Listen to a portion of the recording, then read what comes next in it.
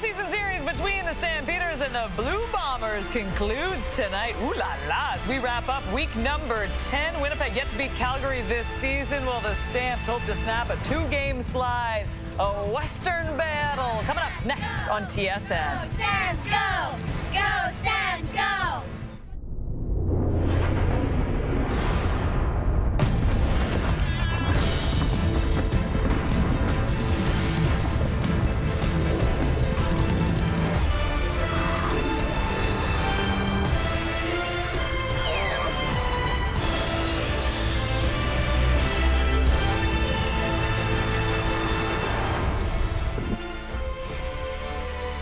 Well, look who's back. Zach Collaros returns after sitting out last week's game with a neck injury. Bombers fans could not be happier to see their QB. And speaking of returning starting quarterbacks after leaving the game back on July the 24th and watching last week in Ottawa, Vernon Adams Jr. officially ready for action once again. As we've been saying all week long, you just love to have the starting QBs back in the lineup. Of course, these fans absolutely loving it. And so are these guys. That is a man dressed as a chicken.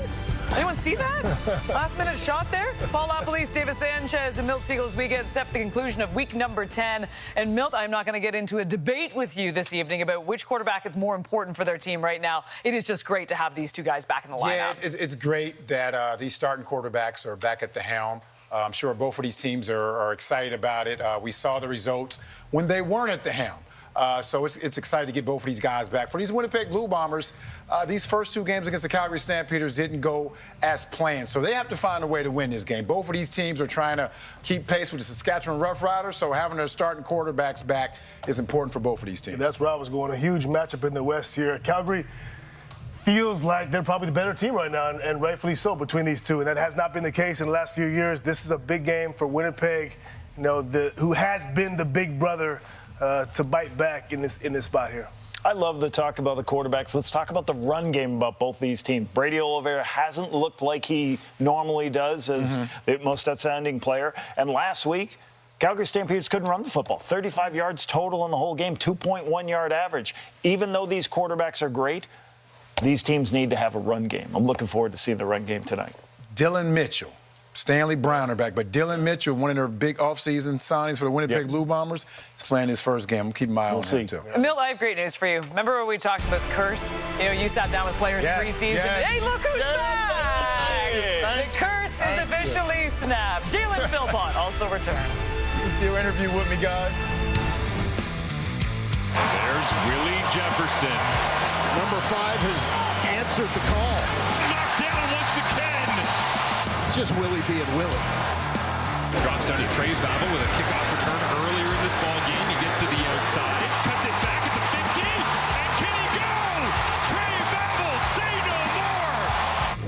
They'll give it to Mills, cuts it down, trying to find the end zone, and he does. Touchdown, Calgary. Mills stands in behind VA. They'll give it to him. Far side, Mills barreling his way towards the end zone, and he's in.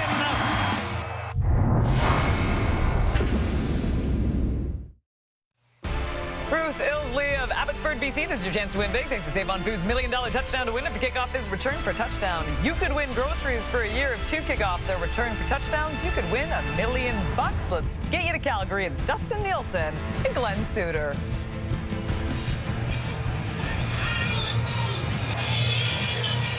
A beautiful Saturday evening in Calgary. Sounds like a great way to wrap up what's been an incredible Week 10 in the CFL. It's the 3rd and final meeting of the season between these two clubs. 2 convincing victories for Calgary so far. Huge game in the West playoff picture, and they both get back their starting quarterbacks. Yeah, last week, P.J. Walker started for the Calgary Stampeders. Vernon Adams will return. He is 2-0 this year versus Winnipeg and has a winning record versus the Bombers' career at 5-2. For Winnipeg, Zach Collaros took all the first-team reps in practice. The 2-time league MOP is looking to lead the Bombers to their first win versus Calgary in 25. The 2 losses against Calgary this season, 21 points in each of them for O'Shea. Look to change that today. Dave Dickinson, his team has lost 2 in a row for the first time this season. They are 3-0 against the West. Dickinson's got 89 career wins, looking for 90 today. Winnipeg won the toss, said we want the ball. They are going to get it. These two teams separated by just 2 points in that playoff race in the West. 3 outstanding games already in the books this week across the Canadian Football League. How about 210 points in 3 games already this week? We'll see what the Bombers and Stampeders have for us. We're underway at McMahon. Near sideline on the return, just outside the 30-yard line for Vavel. Well, 2 of the last 3 weeks, it's been head or neck injuries for Zach Collaros. So this week took all the first-team reps and is good to return. In order to lead the Bombers to their first win versus Calgary this year, he's going to have to flip the script on that touchdown-interception ratio. Too many picks from the Bombers against the Calgary defense.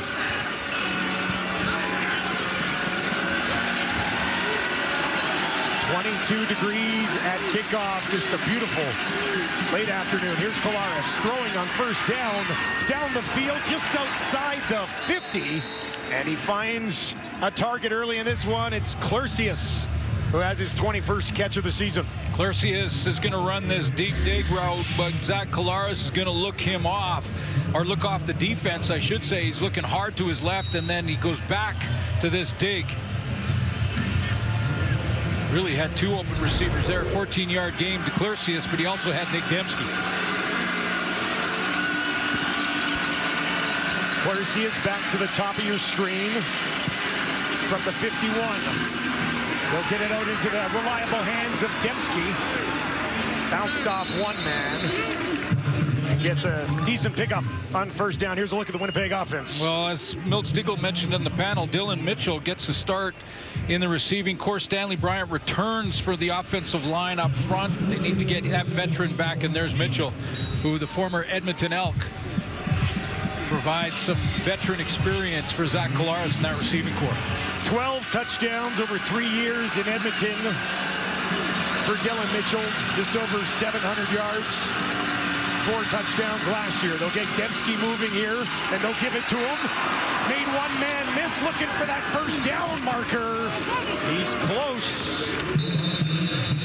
Looks like he's going to be marked just shy. Yeah, I think that's close enough, though, that it'll be Strebler time for Winnipeg. Here he comes on the fly sweep. Has a pretty nice average in this play. Runs a couple of them every now and then. Had a couple last week. He has almost a 10-yard average when he does run that play. Sometimes I feel like when Nick Dembski is running, he looks like a blender. Like just okay, what's that mean? Flippers going everywhere, okay, legs flying around, and now I get the reference. I just They're going to measure this.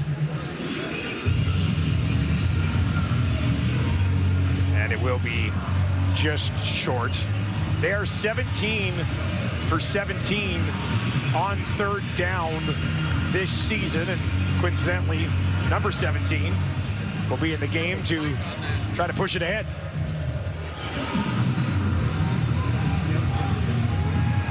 Calgary coming in.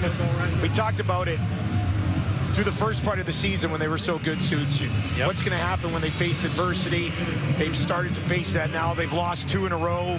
I know they already have the season series against Winnipeg, but it's big 2 points today and trying to snap that mini slide here. Yeah, loss against Montreal. That was just a 2-point loss. And then last week versus Ottawa, now Vernon Adams out.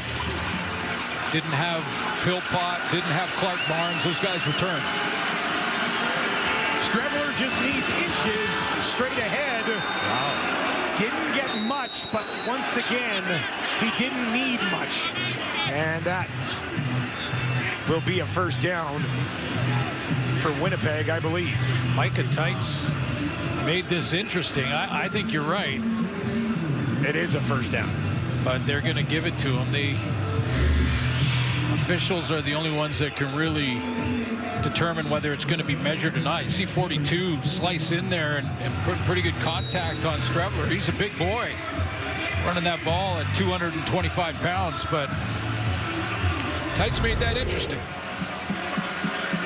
Kyle Wilson in there as well, trying to deny Strevler, but all for naught. 1st and 10 from the Calgary 49. Stamps are going to bring some heat.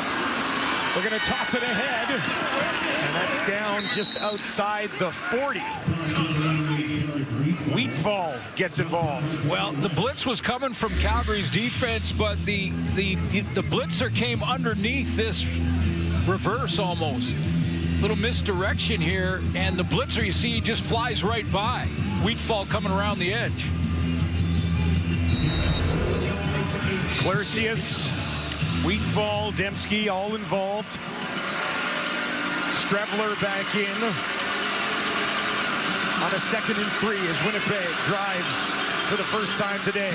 He's going to pitch it out. The toss to the running back. Brady Oliveira goes nowhere, just a single yard. And it'll be 3rd and a couple.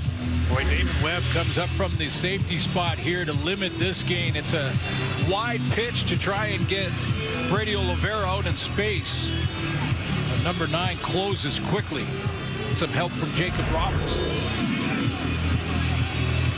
And it will be a field goal attempt for Sergio Castillo. He's 17 of 19 on the season. That's 89.5%. He's hit from 58. This one will just be a 49-yard attempt. He's 3 for 3 from beyond 50, but has missed 2 in between 40 and 50. This would get Winnipeg on the board. Just inside the left hash. That is up. And no doubt about the 49-yarder from Sergio Castillo. Winnipeg leads early.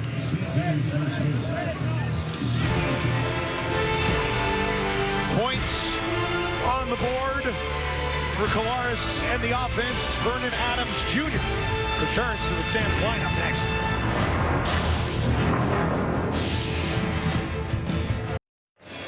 A welcome sight for Stampeders fans is Vernon Adams Jr., 5-2 on the year, back in at quarterback. Yeah, almost 2,000 yards passing in his 5 starts. They're trying to snap this 2-game losing streak, as you mentioned. And get big play VA back in there is going to help.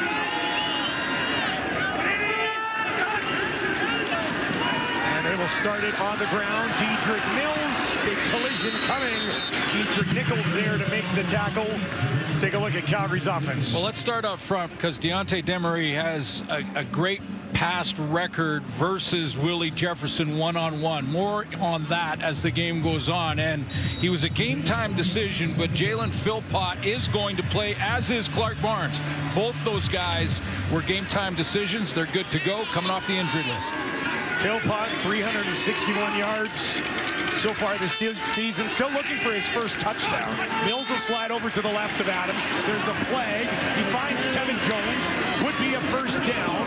Helmet comes off as the tackle is made on the play. Dexter Lawson Jr. in the lineup here makes that tackle. Yeah, he had to get up and fix the head thing he's got going there. Fix that right away. A little bit of a stiff arm, but this is going against Offside. Calgary. Calgary number 87. 5-yard penalty. Remains 2nd down. Eric Brooks a little too early.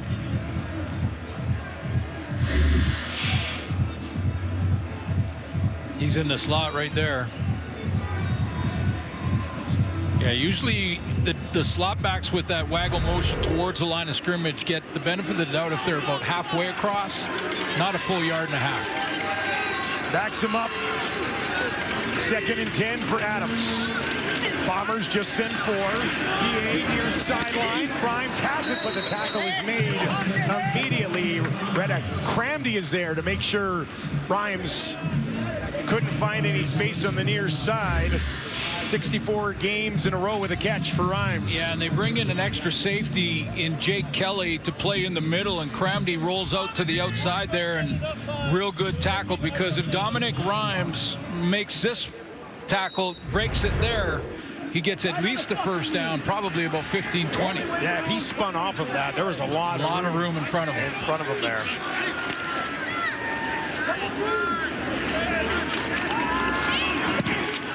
Kicked away from the 35. Bavel on the run. And takes it back just outside the Winnipeg 35. Zach Collaros back, starting this game 4 for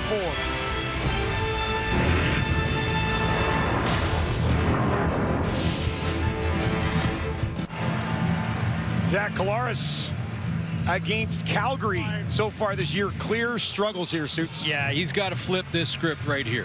The interception, touchdown interception ratio. Two of those picks went back for scores. So not just setting up scores for Calgary, but actually pick sixes. Those are two good little arrows that you drew there. That's impressive. Collaros, they're going to get him out to his right. He's hit as he throws. Far sideline. We'll watch Zach. He bounces back up. Well, that's a concern for Bomber fans, is every time number 8 gets hit. It's Micah Tights, who's going to be secondary contained coming up from the linebacking core. As Zach Collaros gets outside, it's his job to go in and cut him off from being able to try and think about running the ball. I think the timing was pretty good. Target area pretty good. Good to see Zach Collaros jump right back up. Tights, 30 tackles on the season. Second among Calgary defenders. Collaros will have 3 options. Out to his left, 2 to the right. Calgary sends 4. Zach backpedals near side. Kersey. Yeah, he was pops. Clercius. Moncrief. Yeah, great season continues. Ouch. Derek Moncrief just says hello to Emperor Clercius on the sideline. I think Zach wanted to go to Brady Oliveira there, and it was a little late on the throw out to Clercius.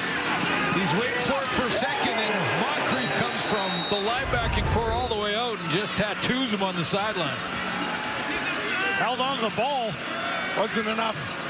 33. Low kick. It's going to bounce and roll inside the 15. A 54-yard kick. Moncrief, almost 30 tackles on the season himself. Hang on to your popcorn. Hang on. Maybe none as hard as that one.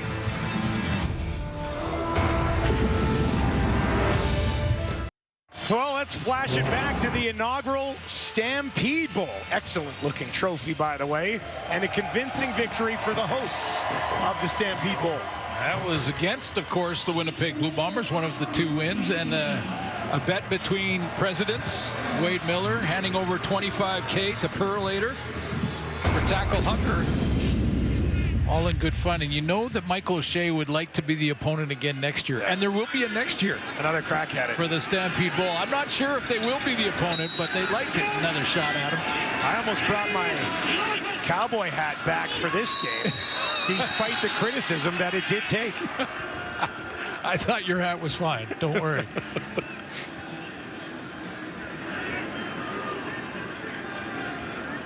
Multiple flags here. Cedric, Calgary number 65. It's a 5-yard penalty. Main's first down. Timer, please hold the clock. It's the right guard. Akanu.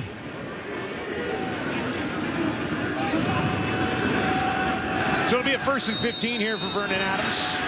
He's completed his only pass attempt of the game so far, but they're backed up here. On the ground.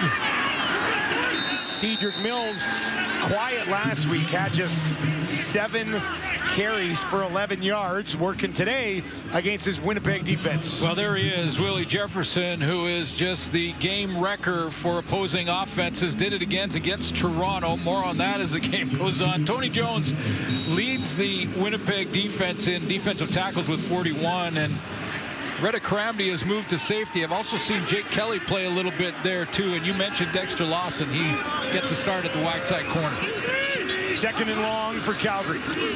Adams tosses it underneath, goes nowhere. There he goes.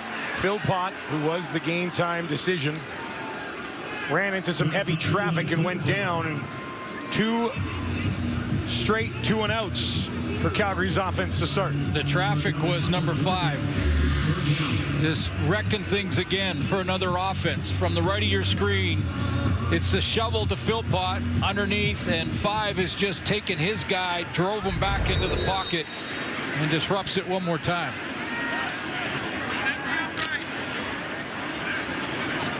Cousins stands in his own end zone. This is a horrible kick.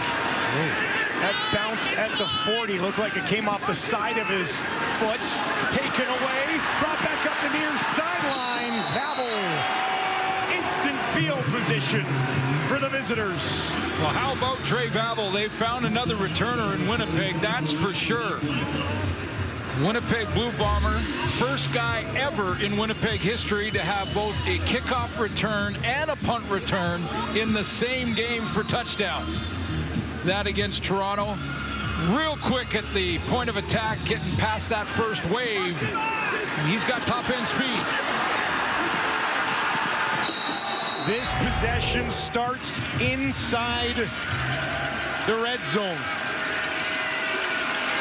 61% so far this year inside the 20. Brady Oliveira up the middle, down inside the 10. Tights in on the tackle. Take a look at that defense for Calgary.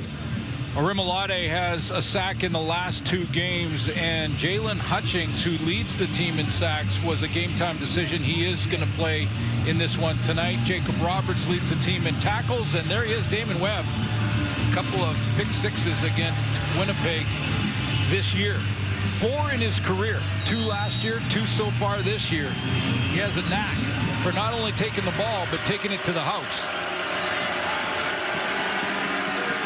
Everybody out to the wide side right for Collaros here. Brady Oliveira stands in next to him. That's where they're going to go. Oliveira, a little hesitation. Takes it right down, knocking on the door, just inside the 2. Brady Oliveira is looking for his first touchdown of the season. Now, you know, we haven't heard this officially. They've been very careful not to make it a public thing, but I think he's playing hurt. I think he's playing through something. It's his shoulder. We saw that in the very first game of the season for Winnipeg. He missed some time because of it, and I'm not sure it's right yet. So we haven't seen Brady like we normally see Brady, but he's looking for that first touchdown.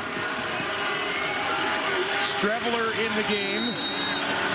He has 1 rushing touchdown so far this year. Looking for a second, and he's in.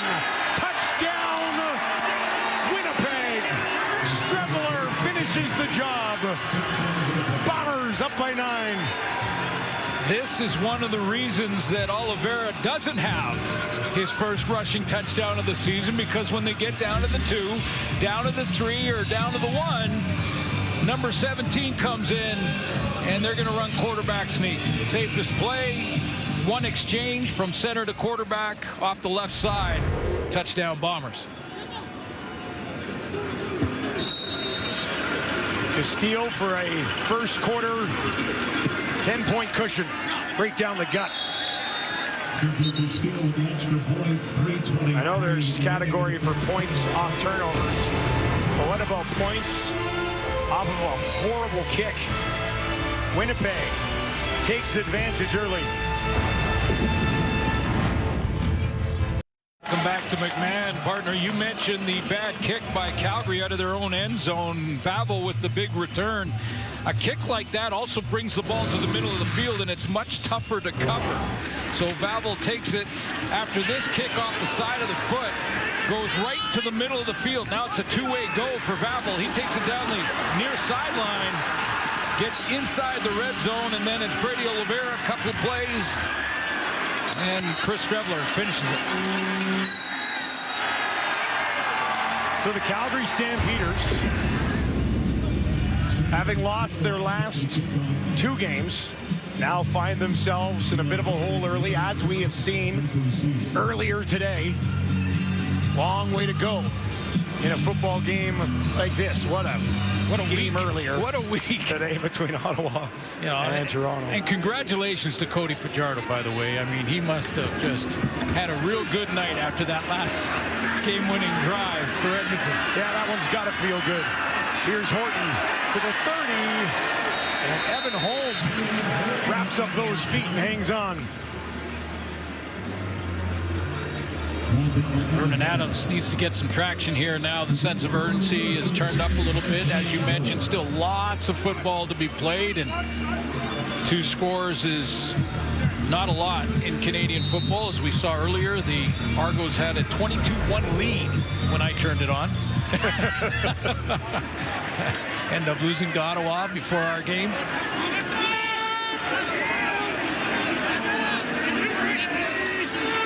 No first downs in this game yet for Calgary. Adams under pressure, and he's going to be sacked. Waters, 3rd of the year. Not a lot of exotic blitzes really from the Winnipeg Blue Bombers. In fact, what they're showing here is 3. They end up going with 4-man pressure with Tony Jones, the middle linebacker, adding in, but it's just a collapsing of the pocket. Good push there from Jake Thomas, the veteran D-tackle. Former Calgary Stampeder will get the sack. Sacks in back-to-back weeks for Waters. 2nd and 15 for Adams. Steps up in the pocket, gets it away, but it is broken up neatly by Bonds on that Bombers defense. He was looking for Tevin Jones, does not work. And that is 3 straight 2-and-outs for Calgary to start the game. Yeah, and 3 straight series, though, Dustin, where they've hurt themselves. I mean, it's sort of been self-destruction mode because they start out with a penalty on first down. That gets them into 1st and 15. I think every drive so far that has happened, or that sack on that drive. Better kick here. Muslin gets it down the field. A little bit of a stumble from Vavel, but he still pushes it out beyond the 30. See the difference in that kick? That ball was inside the numbers, between the numbers and the sideline. So the accuracy on the kick really helps the cover squad. Very limited options for Vavel. He just doesn't have near as much room if you got the 2-way go if the ball comes down the middle. Punter's just, that's a huge mistake to hit it right down the middle. Even if you get a hold of it, it's tough to cover 65 yards wide. You just don't need to do Vavel any favors. He's good enough to do it on his own anyway. Clara starts here in the 32. Brady Oliveira, nowhere to go. Driven back quickly by Jacob Roberts. Boy, he's been good in year 2 out of Wake Forest. Played the last 3 games for the Stamps last year, but he has just been all over the football. Just a great nose for the ball, understands the blocking formations, must be doing a ton of film work to be able to react that quickly. Leads the team in tackles, as I mentioned, but he's just been around the ball. 43 tackles on the year for Roberts. 2nd and long for the Bombers. 3 to the left, 3 to the right, 3 rush. Kolaris trying to get away on the run, and he's just going to take it himself. Avoid harm's way. And it'll be 3rd down. Just a really, I think it was Hutchings right in the middle. He's going one-on-one. He's just a game-time decision, but boy, are Calgary Stampeder fans happy he's back. I mean, that was just tremendous feat for a guy who's 304 pounds. 3-man pressure, and they flush Zach Collaros out of the pocket. Starting to become a guy here early in his career. Legal contact on the receiver, Calgary number 44. It's a 10-yard penalty. It remains 2nd down. Who's set? Or 2nd down, because it's a 10-yard penalty for illegal contact. I believe this is the target that Zach was initially wanting. There's your contact well past 5 yards. And even though Collaros ran the other way, it doesn't matter. Still illegal contact. I was saying on Hutchins. Yep. Early in his career, he's becoming a guy who's going to have to double. Like, he's too much power. Agreed. 4 sacks already this year. And that'll be pushed ahead. Looking for that 1st down. Yeah, illegal contact is not an automatic 1st down penalty like pass interference. So But Strevler on short yardage is an automatic first down. Yes, he is. Actually, they haven't missed one. No, they haven't. They haven't missed one with big Chris Strevler in there. He's got a lot of playing time this year, actually. Started 2 games, won both as a starter. Yeah, that's big. Yep. You know, get those opportunities. Not always pretty.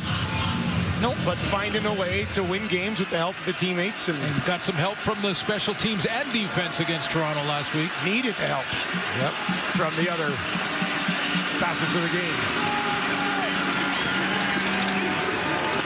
Will carry it. Chris Ike, his first touch of the game, gets 3 yards. And that'll do it for the opening quarter here in Calgary. The Stampeders shut out so far by Winnipeg. And the Bombers will take a 10-0 lead into quarter number 2.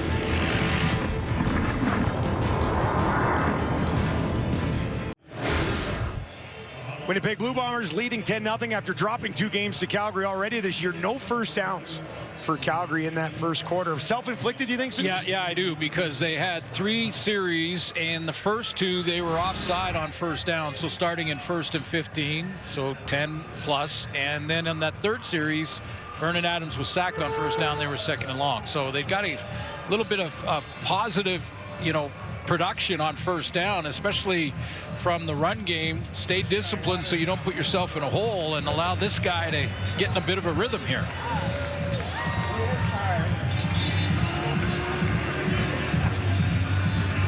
In the meantime, Calgary's going to have to rely on their defense, try and keep Zach Collaros out of the end zone here. Second quarter underway. Thanks for joining us to wrap the week on TSN. They'll clear everybody out here. Empty backfield for Collaros. Deep shot down the middle. Brady Oliveira sneaks in behind. Hauls it in.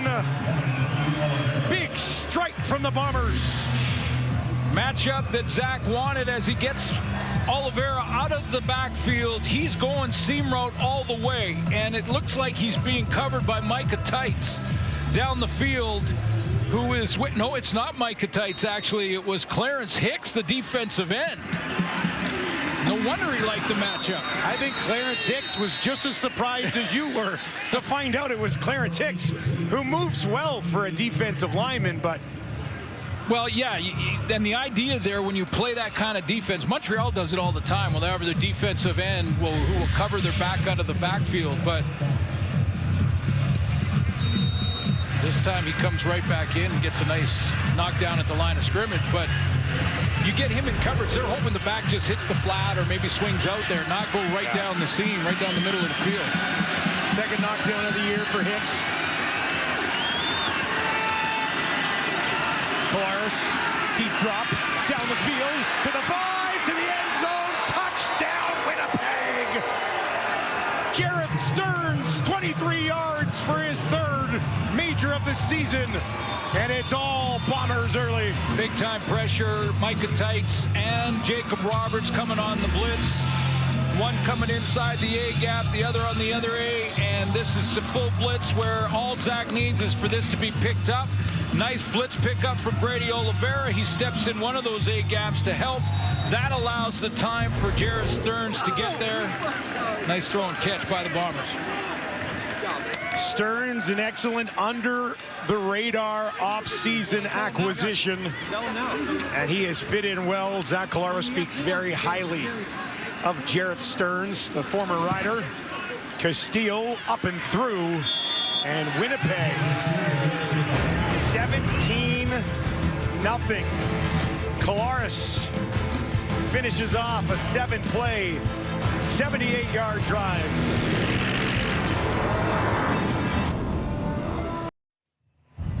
Arnold and Anthony Johnson, the 2 defensive backs in coverage here, have got to try and switch this off as this develops.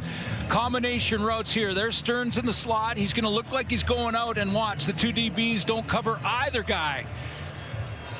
Stearns open, but so was the top receiver, Clercius, up in the corner of the end zone. Got to communicate that switch between the halfback and the corner. If you don't, it's trouble. 8th passing touchdown of the year for Collaros. Also has 8 interceptions. With a higher, slightly shorter kick. Horton takes it just inside the 20. And he is wrapped up. Jalen Smith with the tackle. Eyes are on the prize once again as teams race to the finish line. Don't miss an all-new The Amazing Race Canada. Tuesdays on CTV, and then the next day, you can stream it on Crave.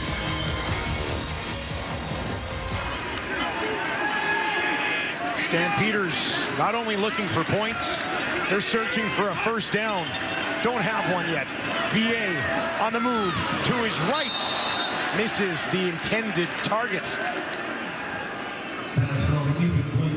Brooks couldn't haul it in.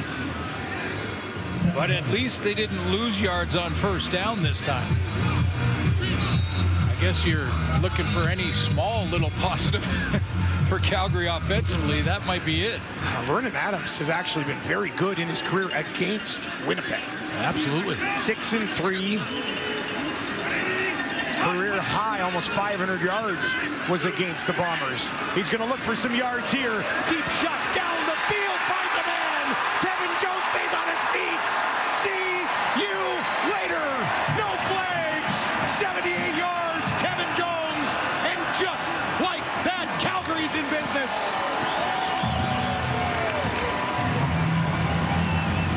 Big play, BA at it again.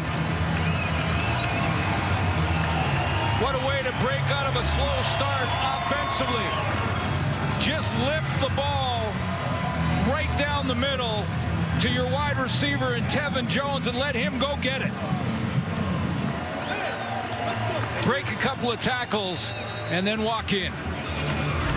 That gets you out of a bit of a slow start. First touchdown of the season for Tevin Jones. And just like that, Calgary comes alive.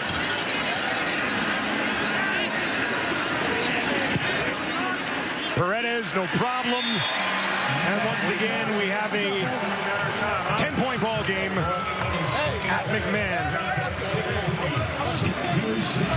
Well, this is nothing really fancy about the route here. This is Tevin Jones straight down the field and then hard to the post. He's going to seam it here to get past the safety, and that's the importance of the type of throw. See, the safety that time was Jake Kelly. If Vernon Adams doesn't lift the ball there, get it up and over to drop it in the bucket, Kelly has a play. But he drops it over the top of the shoulder, lets Tevin Jones just run underneath that, and then he strolls in.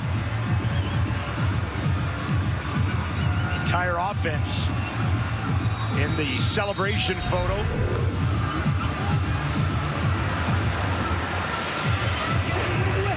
Shot in the arm for a Calgary team that had been stuck in neutral thus far this afternoon. I love you, Mama. I for you, your grandma. Jones, a big pickup for Calgary this year. He's well over 300 yards, has that touchdown. That's a point. Babel will take a knee. Did he lose that or misjudge it, or not sure why he let that bounce.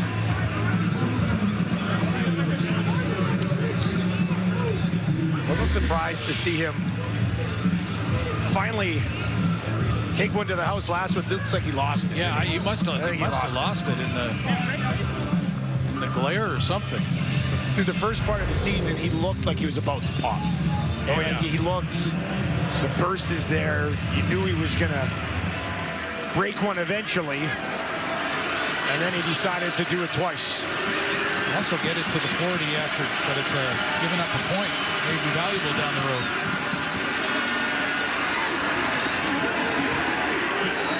Short pickup. First touch of the game. First touch as a Bomber for Dylan Mitchell. Well, the chance to get Dylan Mitchell a touch. He's Got a bunch formation over there. He's going to come across on the fly sweep. Little underhand throw there to, it's actually considered a forward pass. Get a touch, get into the game. Claris by himself there in the flag as the ball is snapped. This is against procedure. Winnipeg. Winnipeg number 53. 5-yard penalty remains second down. Patty Neufeld. Yeah, a little bit of movement on the outside there from Clarence Hicks. And Hicks was bouncing around a little bit, which he was fine to do, and that just rattled. You see the inside movement from Neufeld. About a decade and a half under his belt. Well, one of the few guys on the roster that were around the last time that Calgary swept Winnipeg, which was back in 2016. 3 games in one season. That was the last time they swept him. Second and long for the Bombers here. Claris steps up. Near side. Brady Oliveira stays in bounds. First down and more. Tights eventually got him along the sideline. Claris finding a way to make a play. Yeah, Zach Claris knew from the beginning of this play to the end of it exactly where Brady Oliveira would be. He takes off to run. He feels the pressure from Hutchings, so he steps up to run, but he knows he's out there. So it's a matter of, do I get the first down but take a hit, or do I give it to my star tailback, let him do a little bit of that work? Let him get hit. Let him get hit.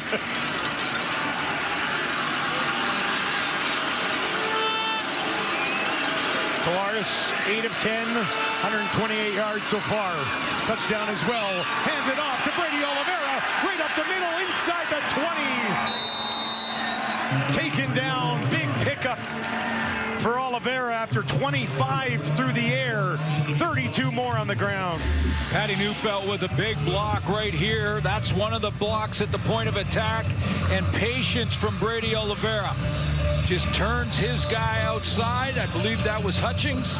And once he had him turned, that defensive tackle out of that gap. Brady Oliveira with a little patience to allow his guard to do that, and then hits it. From a procedure to the key block. Second trip inside the red zone today. Claris to his right. Brady Oliveira at the 10, spin move, and he's going to be taken down by Jacob Roberts. Oh, it's early, but looks like it'll be Strebler time anyway. Well, maybe not. Long 2, maybe even 3. That looks like it'll be Zach. It's early in the game, but big play on second down here. Brady Oliveira already over 100 combined yards of offense through the air and on the ground. Brady time again. Stands in beside his quarterback. Pushing ahead and eventually driven back. I'm not sure he got anything. Does not look like it. Jalen Hutchings, who is becoming one of the defensive tackles we talk about all the time. He was in the hole to stop this guy that last play. Brady Oliveira still no touchdowns. Yeah. Same time last season also no touchdowns. Did they give him no, they didn't give him back, right back to the original line of scrimmage. Third and a yard. Strebler back into the game. Has been money in these situations. Gonna go over that left side and stay away from Hutchings. To keep the drive alive. Strebler. Oh boy. I don't know. That's close. A little too close for the Bombers. He didn't go off the left side. He went off the right side, and that's where Jalen Hutchings lined up. This is going to be real close.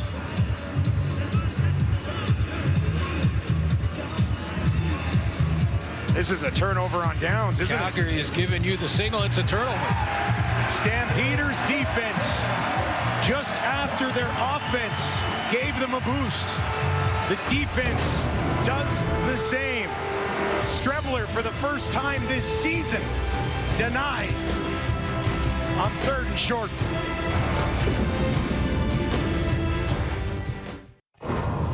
Welcome back to Calgary. Dominic Rhymes having himself an outstanding season so far, over 500 yards, 8th in the league in receiving yards. For more on his year, let's send it down to Chantel Chen. Yeah, Dominic Rhymes has been a productive receiver in this league for quite some time now, but he's not mentioned as the other receivers are, and that's kind of how he's felt coming into this year. I had a chance to speak with Dom, and earlier in the year, he told me that he kind of wanted to prove all the doubters wrong and, you know, kind of show them that he's still a big-time receiver that can make big plays.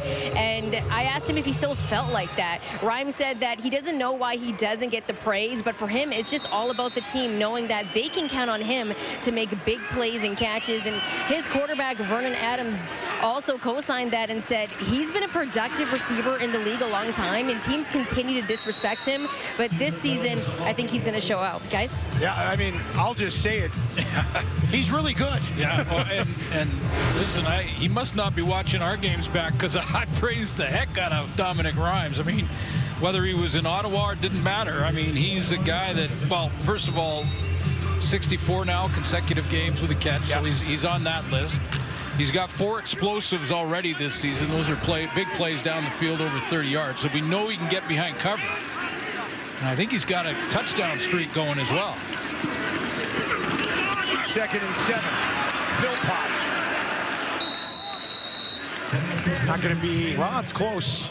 This is going to be close, too. It's very close. This is the gray hair call for coaches here when you're this deep in your own end. Even though you believe your team can get a first down in short yardage, when you're in a yard or less. And Philpott says, no, not quite going to give that first down signal. It's back to Rhymes. He does have a touchdown in 3 straight games. Yeah. Well, how would this be for payback for the Bombers defense? Quincy Vaughn in 3rd and inches, just inside his own 15. Got to find a way to pick this up. Pushing ahead. He just needed the 15. Think he's got it. Yeah, they signaled first down without the measurement.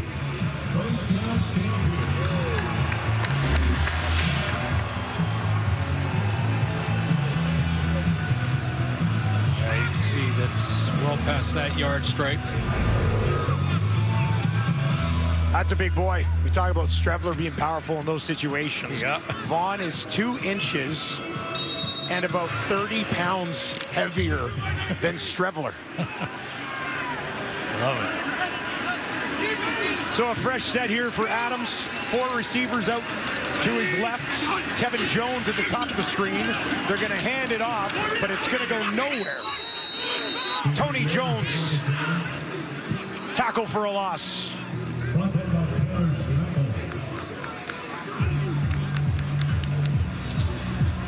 Tony Jones from that middle linebacker spot has really become a leader. He's a leader in tackles, but watch how he gets his team lined up right. Gets up there to Jake Tom. Hey, move, slide over a little bit. That's your gap.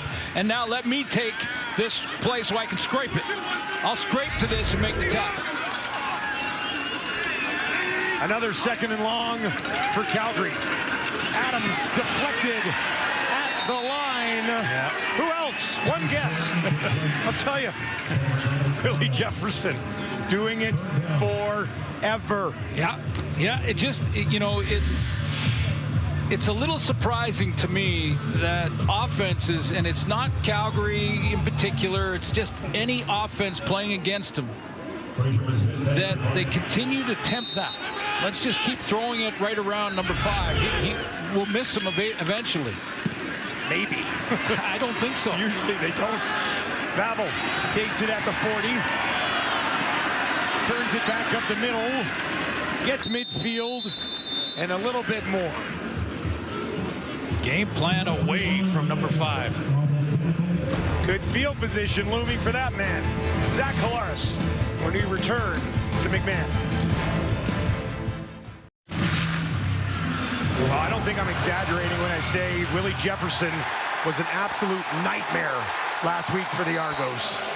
Well, the stat line is incredible. I mean, 4 knockdowns, all key plays, a forced fumble, a quarterback sack, adding to all of those totals. I mean, let's just start carving the bust now for the Hall of Fame for Willie Jefferson. I mean, he is just blowing records out of the water in the knockdown department, and yet teams will still not game plan away from him. It's a little shocking to me. The only defensive lineman on that group of all-time leaders.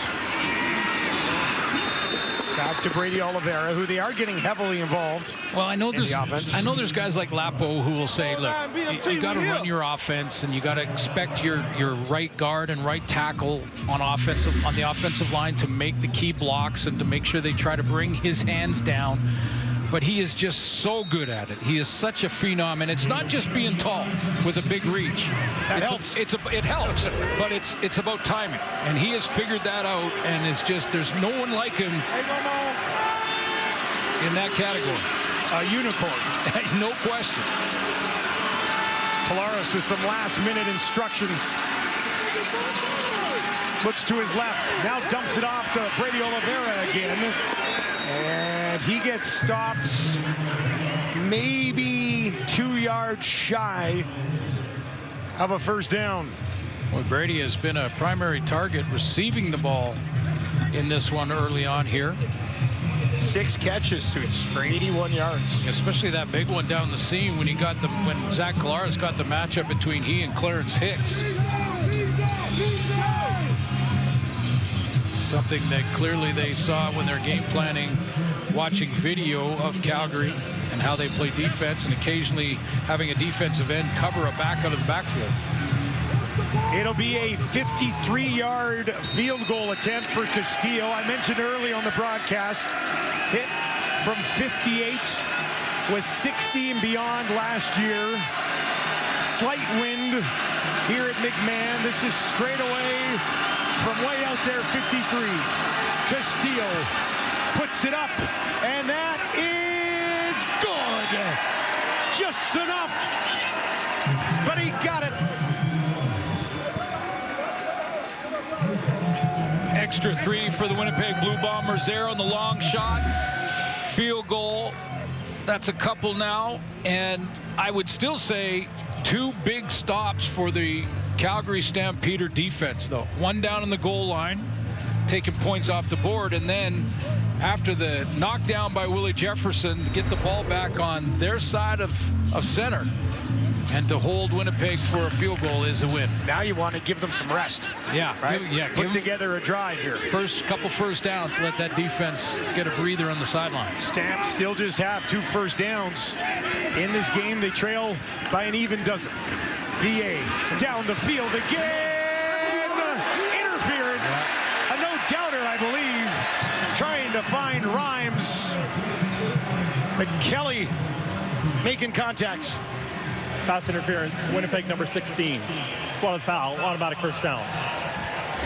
Jake Kelly out of Bishops. He's getting a lot of playing time here tonight. Reddick Cramdy's moving around as well, and just a little panic as the ball's about to arrive. He's in good position, really doesn't have to push on Rhymes like that and lean into him the way he does.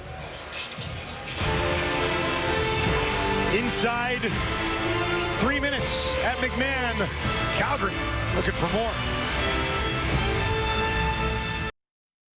You know we have a great halftime coming up, but more importantly, we would like to show something one more time. For the first time ever, Davis Sanchez finally made a board. Here it is. Wow. Wow. Milt's only got 621, but you finally got one. Because I can't catch.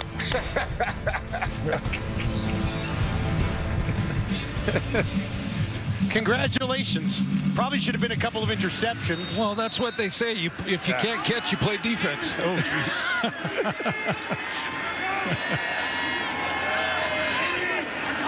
Calgary working from the Winnipeg 30 after that pass interference. VA rolling to his right, coming back to the ball.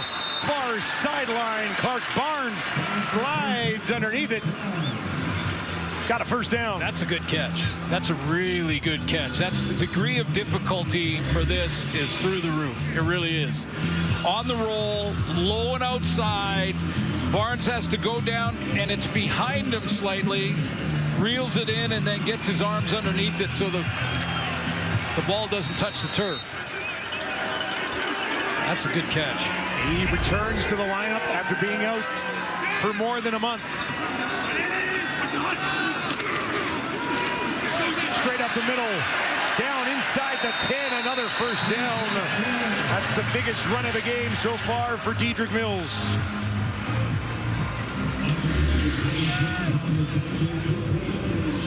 Pretty good blocking off that left side. Double team on Jake Thomas. Double team on the inside on Devin Adams.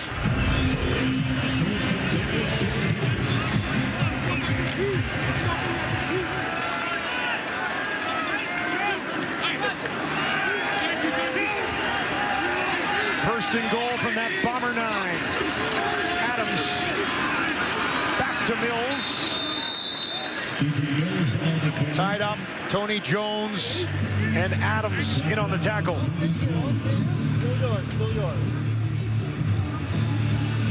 Tony Jones is I mentioned his tackles, but he's added 3 sacks to his stats totals this year. Bring in. These are all-time big shoes to fill in the middle of that Winnipeg defense. And those shoes are on the Calgary sideline right now, just itching to get back in. Big Hill expected to make his Stamps debut soon. Winnipeg brings some heat. Adams, pump fake, end zone, wide open. Touchdown, Jones. Give him 2.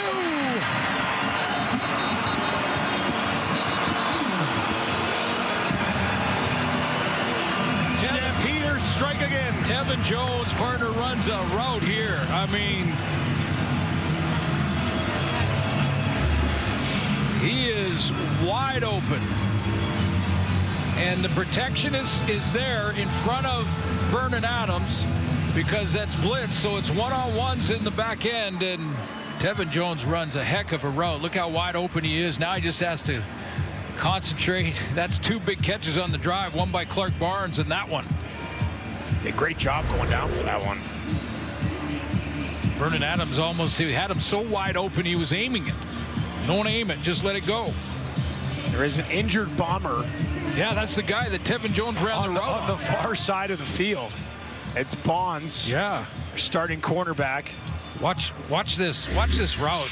Tevin Jones right here. Now, just to the left of your screen, you're going to see Bonds step up. He jumps this out so hard, and now look at him. He's like, oh, goodbye. That's selling it. That's selling the out. Hope he's okay. It looked like he might have twisted his knee on that route, but what a great out and up route by Tevin Jones. Yeah, bring it back to me so we go get some points real quick. No touchdowns for Jones coming into this one. He's got 2 in the first half. Paredes to make it a 5-point game. No mistake. It was a 5-play, 70-yard drive that took less than 90 seconds. Of course, a massive pass interference penalty drawn by Rhymes that really pushed him down the field. Nice protection up front. Dedrick Mills picks up a blitzer. That's one of the ones where I think the quarterback goes to the receiver down on the bench and says, okay, you bailed me out because I almost missed you there. Oh, yeah, because after the pump fake, he was so wide open, he sort of just casually laid it out there for him. Exactly. Adams now with 11 passing touchdowns on the season. Came in with 9 touchdowns and 6 interceptions. He's also over 2,000 yards on the season. And you can settle in for the rest of your Saturday because the Bombers and Stamps are exchanging blows in the first half of this one.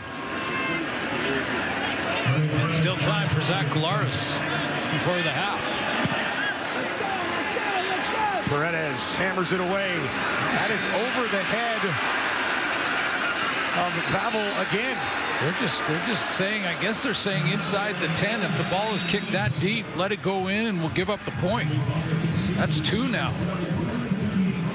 Keep that in the back of your mind for 5. Deep into the fourth quarter. Continue to add up too. Yeah, right now moving from 5 to 4. Not a huge difference, but let's see what we're talking about with 3 minutes left in the football game. Yeah, or one more is a huge difference.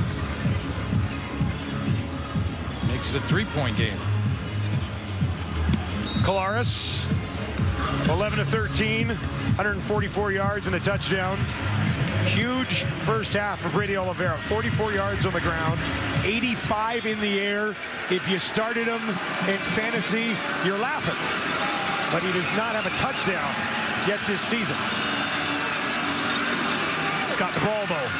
Pushing it ahead, almost picked it all up right there. It'll be second and short, almost 9. Brady missed 2 games. He missed the BC game, the second one they played out of the gate. Had the bye in week 1 and then played back-to-back games against the Lions. Missed both of those. They won both. Kind of went away from their game because of it, though. I mean, the Bomber game offensively has been Brady, play action, and then hit the receivers and finish games off in the fourth quarter, taking leads into the half. 90 seconds to work for Zach on this play. Tucks it back in the belly of his running back, and that'll be a first down, courtesy Brady Oliveira. Oliveira's been busy. Dembski not so much. He does have the 1 catch to extend his streak to 79, and just 1 catch, 6 yards so far for another one of their big weapons. He had 5 of them against Toronto in that win. Snapping their losing streak. 2 of those losses against Calgary.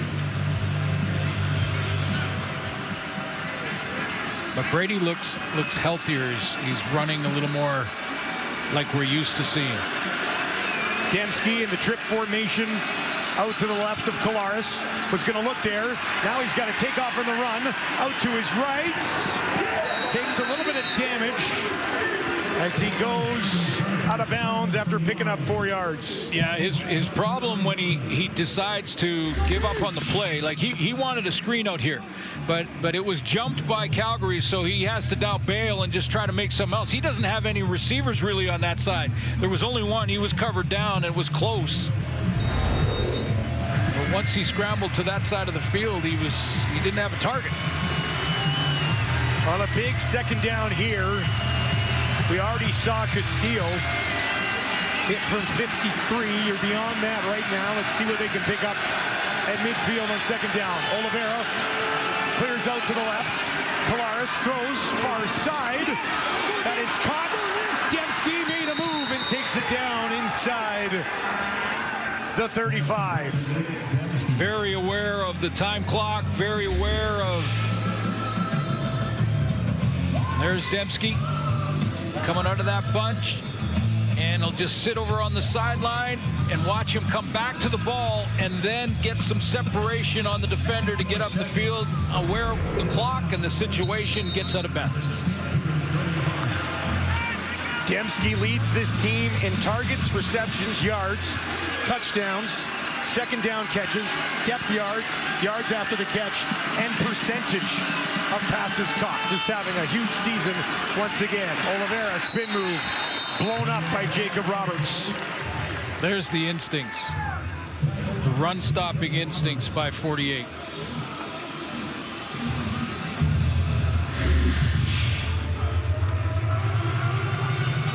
Just watch how he sniffs this out. Steps up to be aggressive in the hole, runs past the block from Chris Ike, the fullback, who was supposed to step up and take him.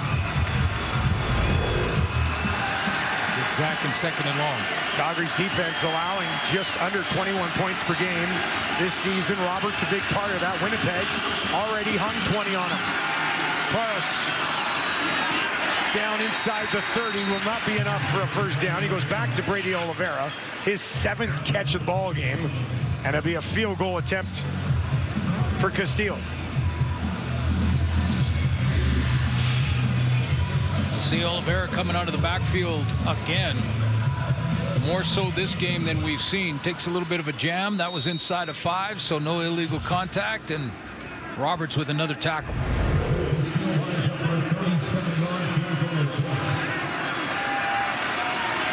Castillo, perfect on the night.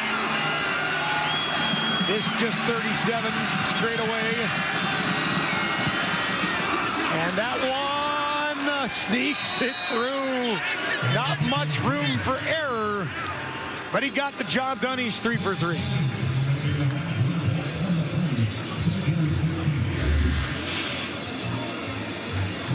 Remains a 1-possession game, but the Bombers make it. Well, he did just sneak that in.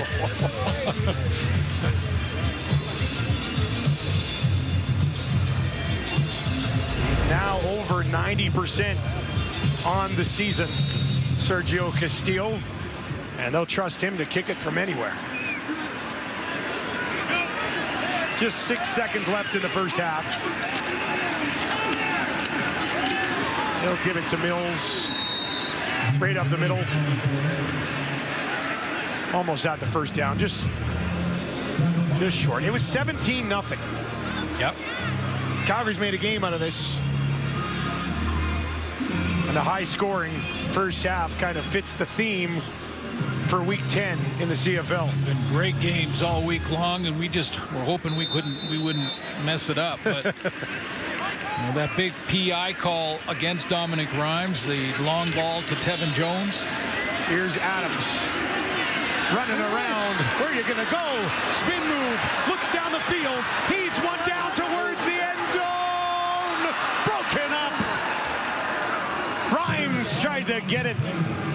Couldn't haul it in. Would have been stopped short anyway. No, but if he could have tipped it, who knows what happens. That's the idea on these sort of Hail Mary type plays. First of all, quarterback's got to buy himself the time to let the receivers get down there and gather in a bunch. Then he throws it up, and the idea here is for Rhymes to tip it. And maybe one of his teammates, like Clark Barnes, who is right outside of him, can get the tip.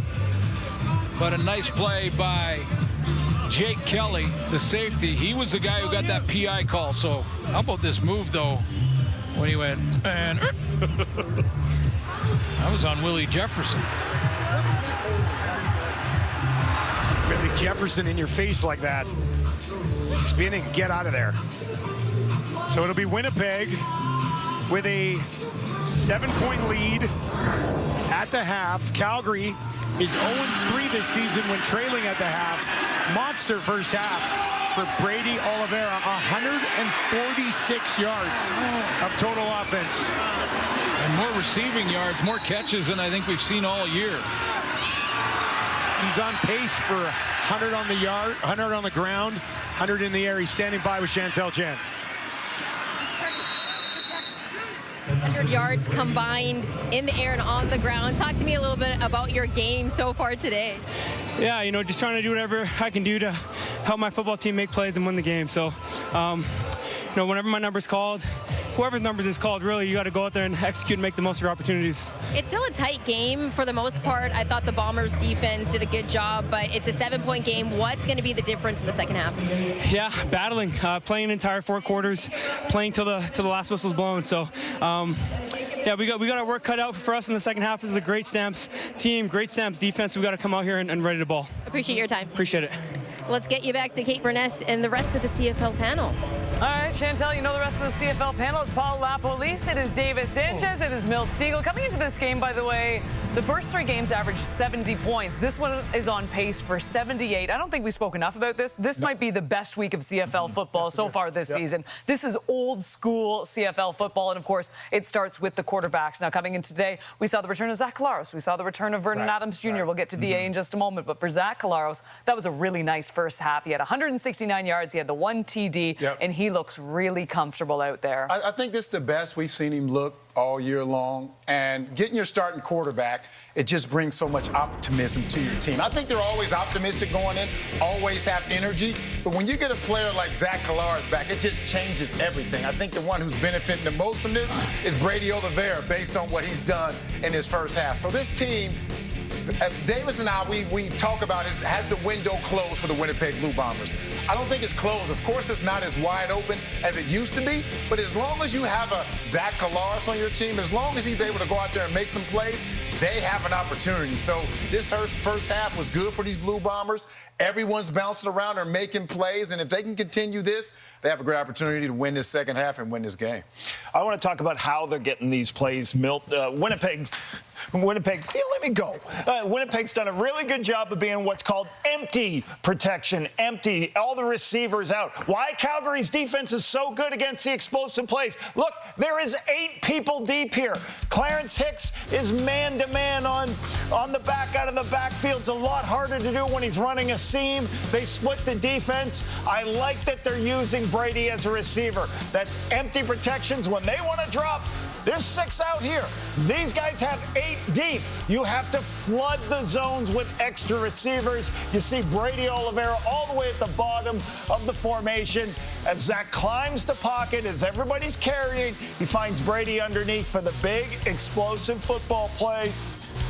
Empty protection, spread people out. That's what you got to do, and he's averaging 7 yards a rush. Pretty good stuff, Kate. Not too shabby whatsoever. We talked about those big plays, and look, VA definitely had one of those plays. I mean, that led to that touchdown, and that looked like the VA was getting a little more comfortable as well.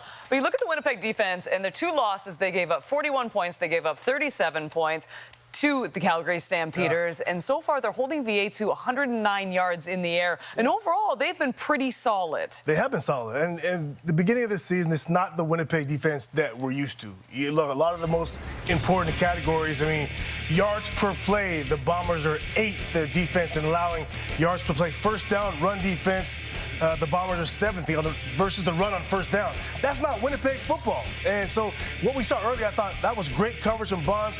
You saw him, he's moving his feet, staying in front of people. Hopefully he's okay. Tony Jones filling on the run. I talked about their first down run defense. They've been solid versus Dietrich Mills in the first half.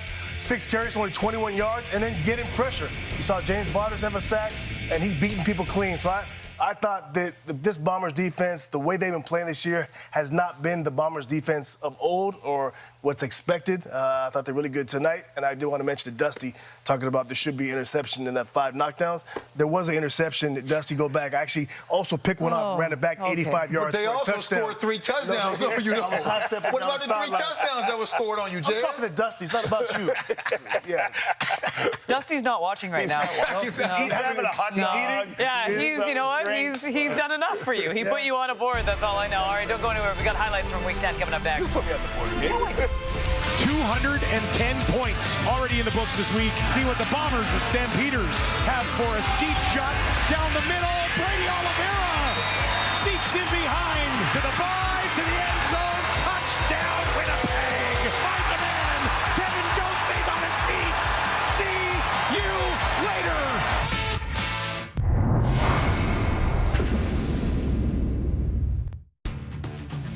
As promised, highlights from week number 10.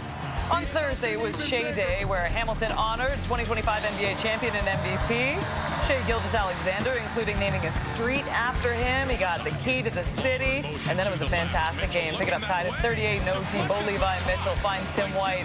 He's fighting for extra yards. The ball going to get punched out by Dwayne Hendricks. He jumps on it for the recovery. A huge defensive stand for the Lions. Bo is in disbelief, and then it's an easy one for Sean White. BC winning a thriller in Hamilton, 41-38, your final of that one. To Friday Night Football we go. Elks taking on the Alouettes. Elks down by 5 with under 20 seconds to go, and so Cody Fajardo going to find Tayon Julian Grant, second TD of the night. The former Alouettes burning their former team. Fajardo, 289 yards, 2 touchdowns on the night. The Elks snapping a 3-game slide. They pick up their 2nd win of the season. Another thriller. And then guess what? It just kept coming in week number 10. Earlier today, Red Blacks taking on the Argonauts. Ottawa down by 3 with under a minute to go. Drew Brown hits Justin Hardy for the go-ahead score. Brown, 26-31, a career-high 5 passing touchdowns. Red Blacks looking to end a 4-game slide. So Argos needing a touchdown to win it. Nick Arbuckle going deep. Picked off by Robert Priester. Ottawa wins it in a shootout. Look, I talked about how many points have been scored in week number 10, but this QB performance in week number 10, I mean, it has been off the charts. And then tonight, too, with Zach Collaros and Vernon Adams Jr., as we take a look at these numbers, the completion percentage, nearly 74%, over 305 passing yards per game, 19 total TDs. The INTs, too, just 3 as well. And those numbers include Zach and what VA are on pace for. I mean, I said this. This is old school CFL football. Well, I was trying to write down Nathan Rourke. Yeah, I looked at his numbers. No. It's Cody Fajardo. No. It's Drew Brown. 26, 31, 5 touchdowns, career high in a huge game they had to win. That was the best performance. Yeah, mine was Nathan Rourke. I thought, carrying that team at the end, a couple plays he made in particular in the fourth quarter to get that win on the road. I thought that he was great. This is what happens when you have excellent play in the CFL. Not a quarterback, not excellent, but solid. You have solid games, regardless of what the other players are doing. When your quarterback is playing well, we have games like this. And originally, I'm like you. I was going with Nathan Rourke, but Drew Brown, 5 touchdowns, 0 interceptions, 373 yards? Yeah. I'm with old Droopy. Too, the games have been really clean as well. Like, overall, this has been... BC, no penalties? No penalties. Yeah. We read that today, and I was like, I couldn't even believe that. Yeah. And I want to say this to all the people, hey, Coach, I got a player for you. He's a quarterback. He's pretty good. He'll be great up in your wide field. He completes about 50% of his passes, but he's a really good athlete. They're not going to play up here. Look at those stats that just happened today. They were trying to get him to play for your flag football team. But not this. They ain't going to play there either. No way. Let's go, O'Connor. All right, we got a great game right now in Calgary. Second half action coming up right after this.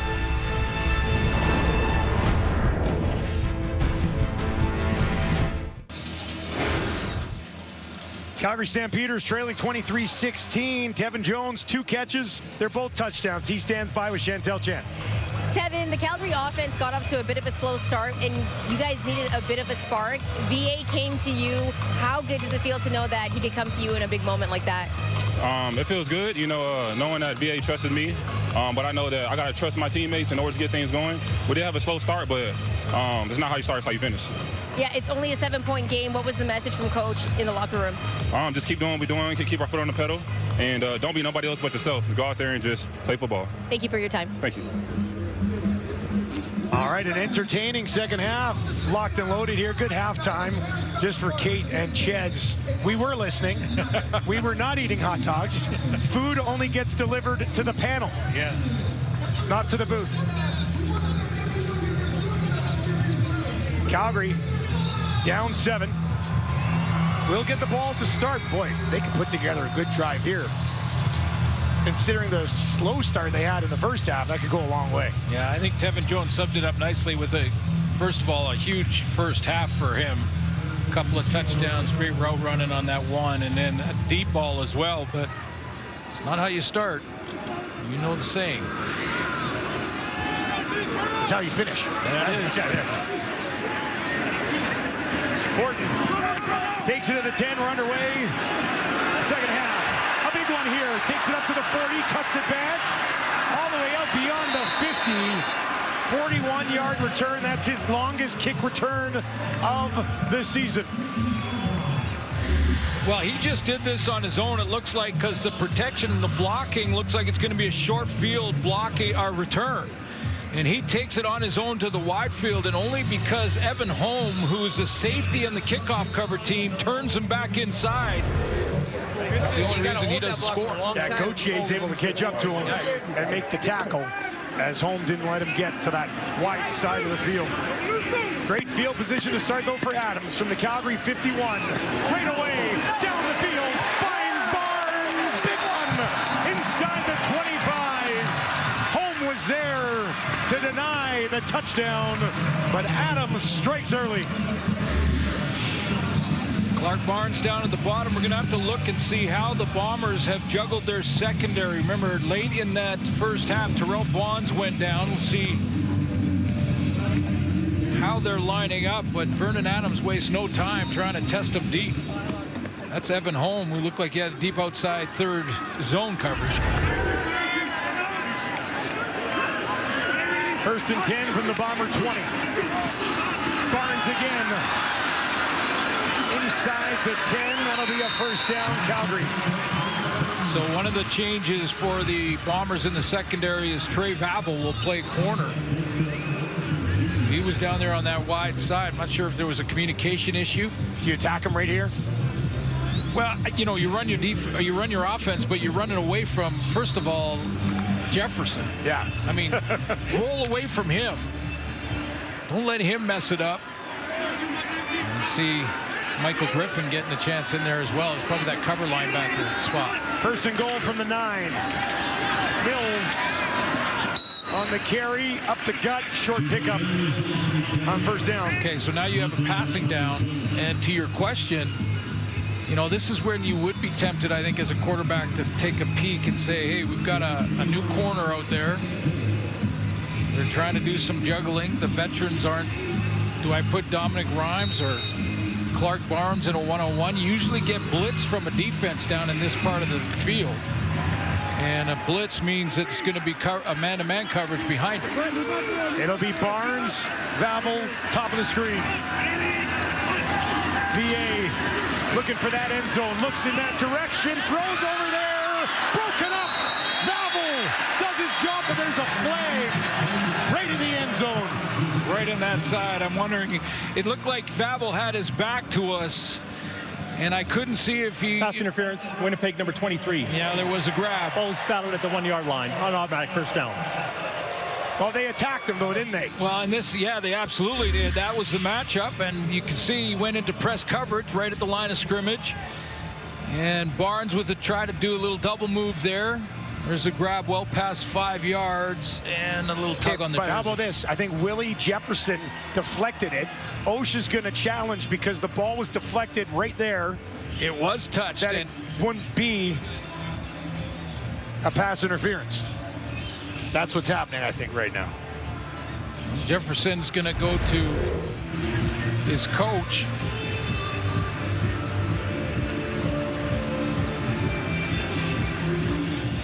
O'Shea didn't waste much time. I just wonder if a touch at the line of scrimmage would take PI off the board, but would it leave illegal contact?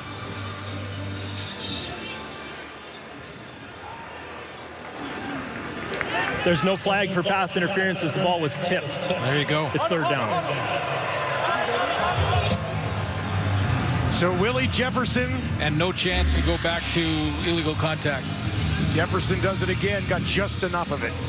So back to your question. I'm going away from Willie Jefferson. Well, you know what? We almost nailed it. They attacked Vavel, but they threw it in Willie's direction. And he messed it up again. In the end, it'll be a field goal attempt. And when I say messed it, I know Bomber fans say, no, he made the play. Chip shot, Paredes. And easy peasy. And that's what Willie Jefferson does. And that's what he's done his whole career. And it's just been fun to watch him, to be honest with you. The guy just makes plays. Saved a touchdown there. Jefferson disrupting again. Welcome back to McMahon Stadium, where Zach Collaros will get the ball in the second half with a 4-point lead.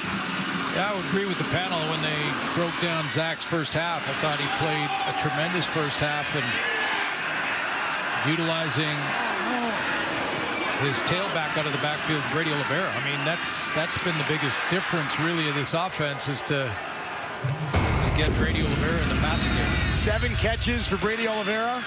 7 catches for the rest of the receiver group combined. On the ground to Brady this time, not much. Line of scrimmage no further.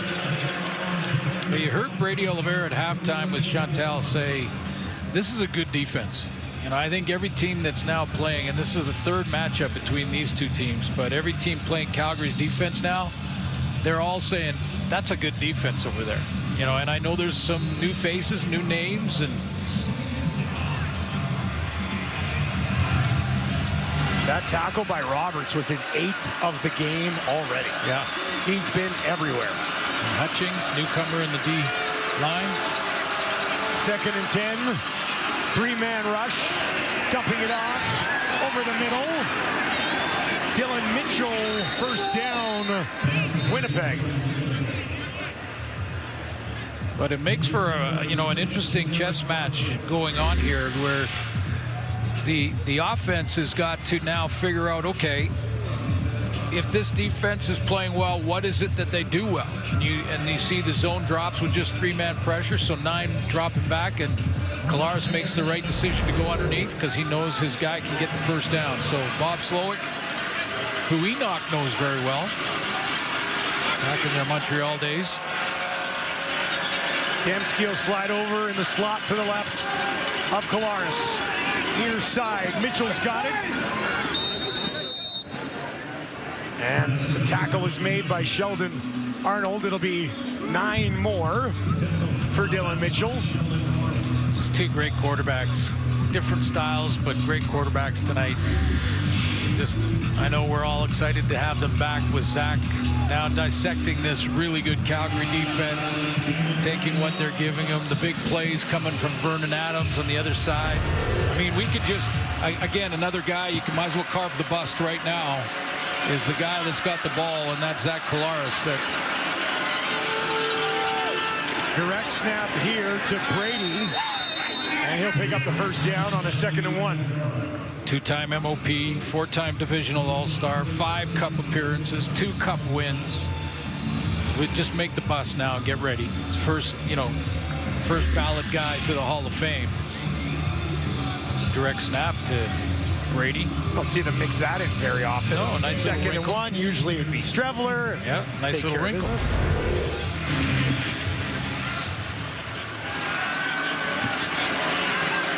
Fresh other downs from the Calgary 47.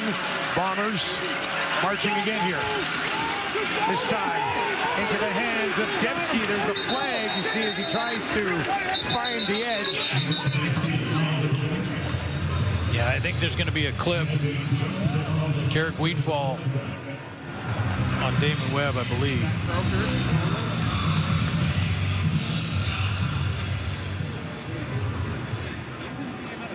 Holding, Winnipeg number 88. It's a 10-yard penalty. Still first down. Yeah, same difference. Illegal block by Wheatfall, trying to get this little underneath fly sweep out here to, there's the hold. Webb was cut through there to make the play in the backfield. Good news for Collaros is that we haven't really mentioned Webb so far in this game. Yeah, good point. Webb has been a pain in the butt for Zach so far this year. Now they'll dump it off to Oliveira. And there making the tackle was Webb. Well, he covered a ton of territory to make this play. I mean, sometimes tonight Damon Webb's been up in the box. He's been up close and they've rotated and played different DBs in coverage. But this time he's back in the middle where he normally plays as at free safety. Watch him just read this, see that it's the screenplay, and he hustles and beats teammates to make the tackle from deep middle. Shot out of a cannon. That's 1-2 factor, top level. 2nd and a bunch for Collaros. Calgary just a 3-man rush. Collaros finds the pocket, in trouble, taken down. Hutchins. Just try if you can in this replay to watch Hutchins' feet. Just watch how quick for a man his size he is in redirecting. He's coming up, he's facing the double team, as you mentioned. They're going to have to double team this guy. See how quickly he can redirect. 304 pounds. He's got feet like a DB. Team leading 5th sack of the campaign for Hutchins out of Texas Tech.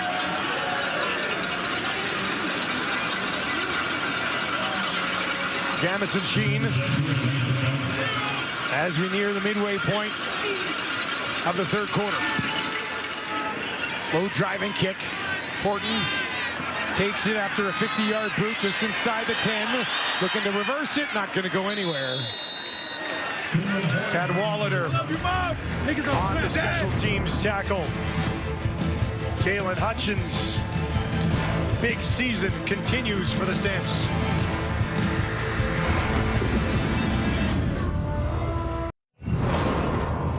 Didn't start well But in the end, Vernon Adams, 109 yards and 2 touchdown passes in first half. Well, in the first quarter, they really couldn't get going offensively because of their first down mistakes. A couple of procedure calls in their first 2 series. Only had 3 series in the first quarter, and then the third one, they gave up a sack on first down, so really didn't have a first down then. And VA just went, you know, enough of this. I'm going to start going, do what I do best, which is throw it down the field.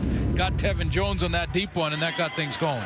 They don't call him moderately sized play VA. They call him big play VA. Alba get off a little bit of a hole, trying to break away, but they hang on to Dedrick Mills, 13 yards though, and that's a drive starter. Yeah, he starts this run with a real nice cut, and then after that, it's just effort. You know, this is just keep the feet moving. That's a nice cut there to jump into the hole, and then look at the second effort. Takes Michael Griffin, the cover linebacker, for a bit of a ride.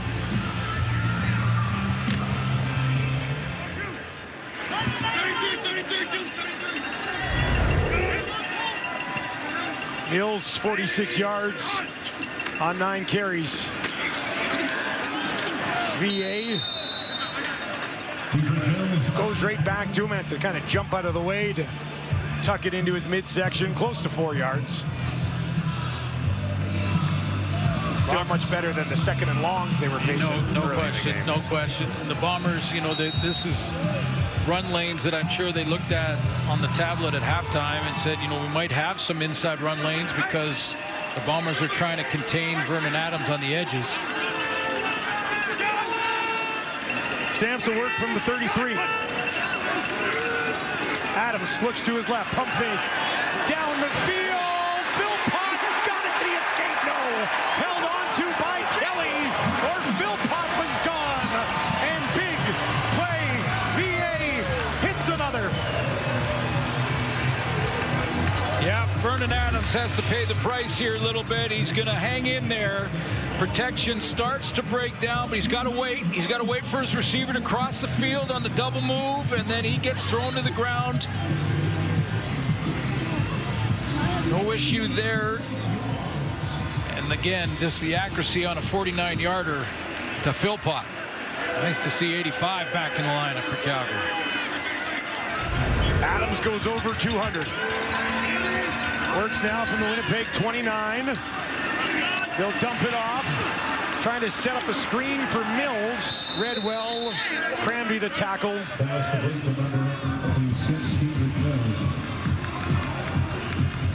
Looks like it'll end up being about a loss of a yard. Just some juggling in that secondary with Cranby coming up. Playing linebacker. We've seen him in that spot before, the Sam linebacker, the cover linebacker, basically a DB, an extra DB for these 5 receiver packs offensively.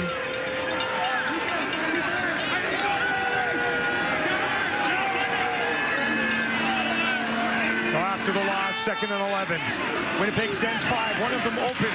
Adams gets it away. And that quick hitter's not going to be enough. He went back to Philpott.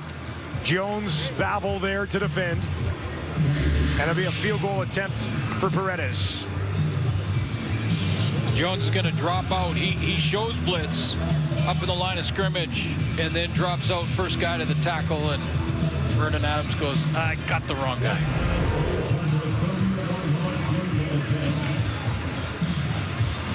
Paredes, 1 for 1. This will be from 31, previously from 13. To make it a 1-point game here in Calgary. That's exactly what he will do.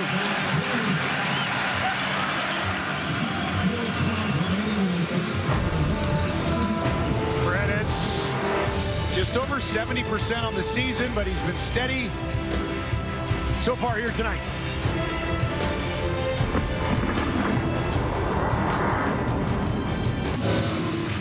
Well, it's Heritage Night here in Calgary, and this is cool.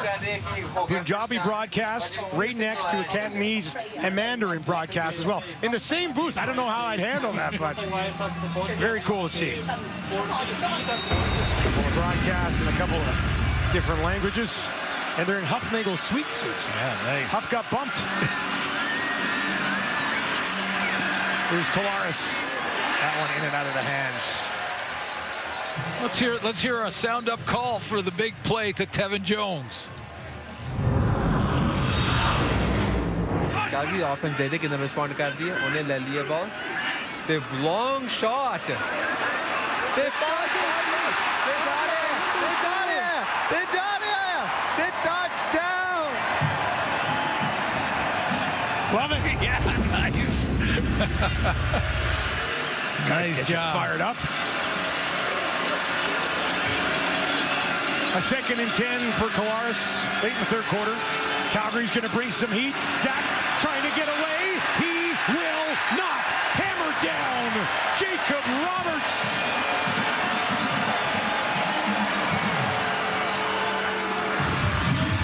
Roberts going to get there. The first, I think it's Clarence Hicks that's going to show up off the edge here. That's the first issue for Zach Collaros in the pocket. Roberts is going right up the middle.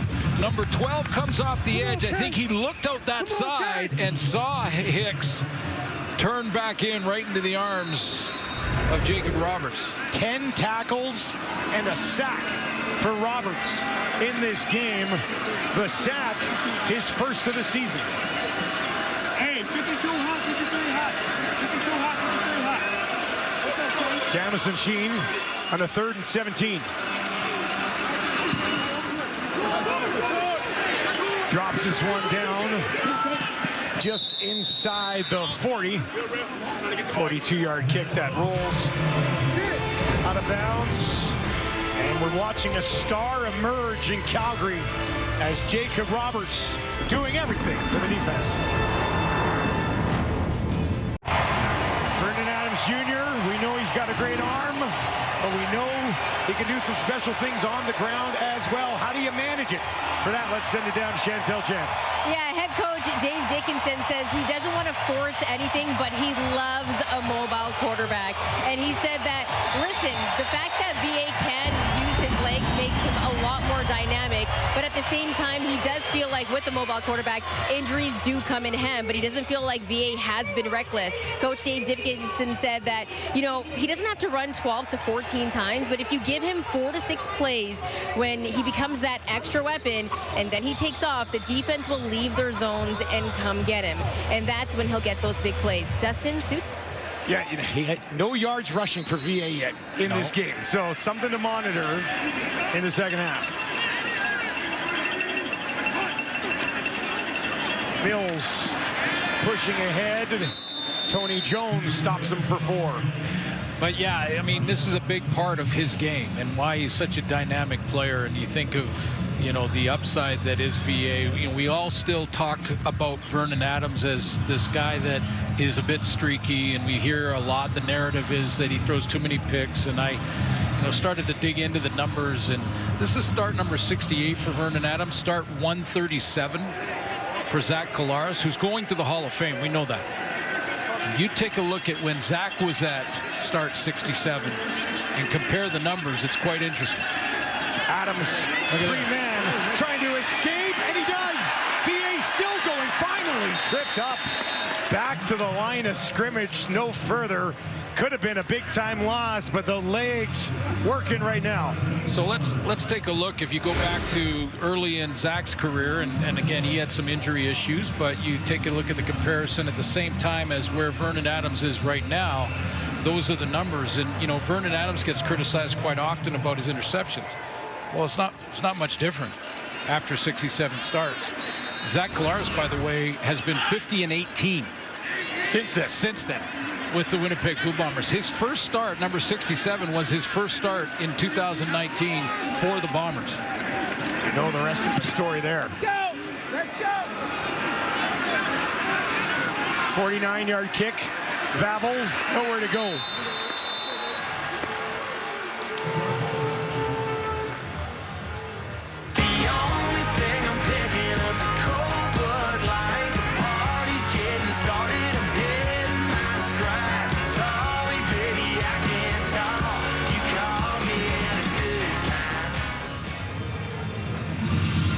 So one guy going to the Hall of Fame. You know, he found the right fit. Everything came together when he joined Michael O'Shea in the Winnipeg Blue Bombers, has gone 50-18 since that 67 start, and a dynamic superstar football player in Vernon Adams. And I think we can drop the caveats about streaky and interceptions and things. He's just a tremendous quarterback. Here's Collaros. Moncrief was on weak ball. Rimolade with the pressure on Zach, and he's forced to throw it incomplete. It's at 80% though so far in this game. 16 of 20 for 193 and a touchdown. Yeah, and I think he threw that away deliberately. Derek Moncrief was just a little too close. Remember back when they played here earlier in the season, Moncrief took one like that back to the house. Moncrief's having an outstanding campaign in Calgary. 5 knockdowns, 5 tackles for a loss, pick 6, 30 tackles. Collaros tosses it underneath to Oliveira. Hutchings is there to make sure he's got nowhere to go. He's becoming sort of the next Micah Johnson, next great defensive tackle, because we just keep naming them. Whether it's pass plays, little underneath extended run plays. And by the way, Jalen Hutchings in high school at 240 pounds was a tailback and played D-line, had 700 yards rushing in a season and 4 quarterback sacks. Weren't you talking about his feet? I mean, right? That's a tailback. Can you imagine a 240-pound tailback in high school?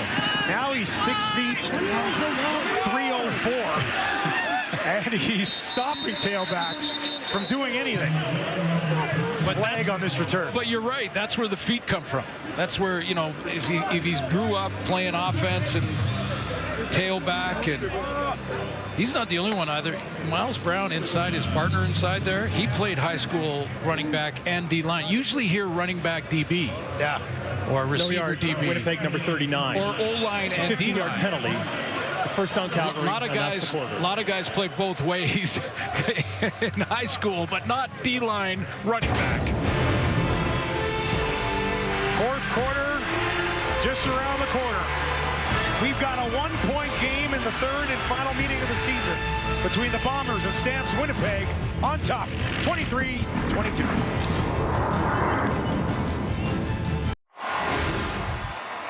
(23-22), a nail-biter to wrap up Week 10 in the CFL.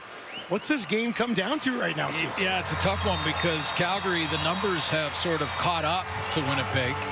You know, and I think for the Bombers to finish this one out in the 4th quarter, they're going to have to prevent the explosive play.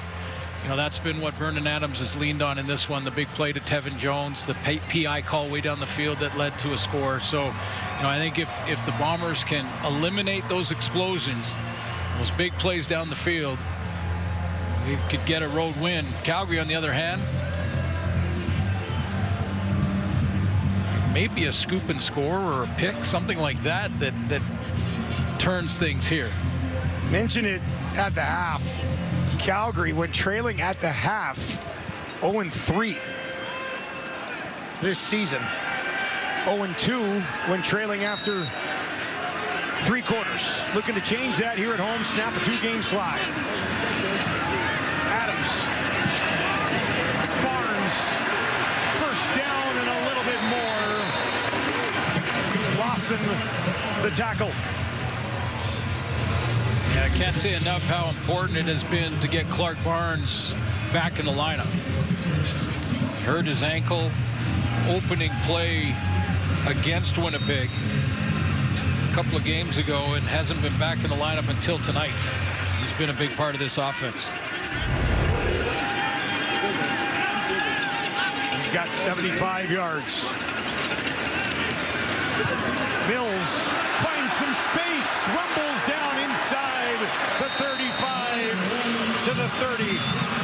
18, his biggest run of the ball game.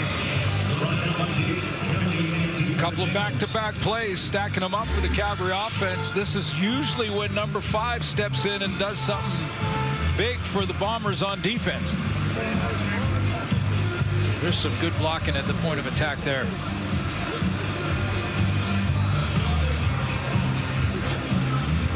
Mills is now up to 72 yards. Still does not have that 100-yard game this season. Geeked out at 96, but he's an automatic 70 to 90 pretty much the entire year. And we're being told this is Philpott, who's down on the field getting stretched out right now. Game day decision, and Philpott right down through warm-up had a muscle pull, so it's like they may be trying to stretch out a cramp or stretch out that hamstring and the calf area. He's been targeted 4 times in his return. Caught all 4 of them for 61 yards. I was going to say, had the one big play on that crossing deep post route. Yeah, that went for 48. But that last week, PJ Walker getting that start, but no Clark Barnes, no Philpott. They were very depleted. No Damian Alford. Yeah, no Damian Alford. They were very depleted at receiver last week. Got some healthy bodies back today. Philpott, one of them. And now he sits up as they continue to look at that right leg.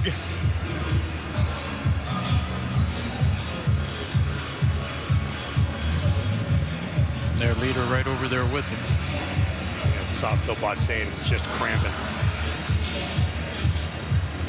It might be a little thing, but I don't know if you noticed, Dustin, when in that second quarter before halftime, Adams rolled out, threw a hot pass to, I believe it was Clark Barnes who dropped it. No, actually it was Brooks who dropped it. And he ran right over to talk to him, like immediately. Just like ran where he was 10 yards, 15 yards down the field to just say, don't worry about it. Let's go back in the huddle. Very next play, he hit Tevin Jones on the deep post for a touchdown. And now you see when Jalen goes down, he's over there talking to his teammates. They might seem like little things, but they matter.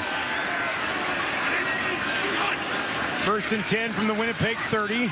Back to Mills. And he is taken down that time. Michael Ayers in on the tackle. That was a big team running offensive set with extra fullbacks, and now they go with the spread receiver set.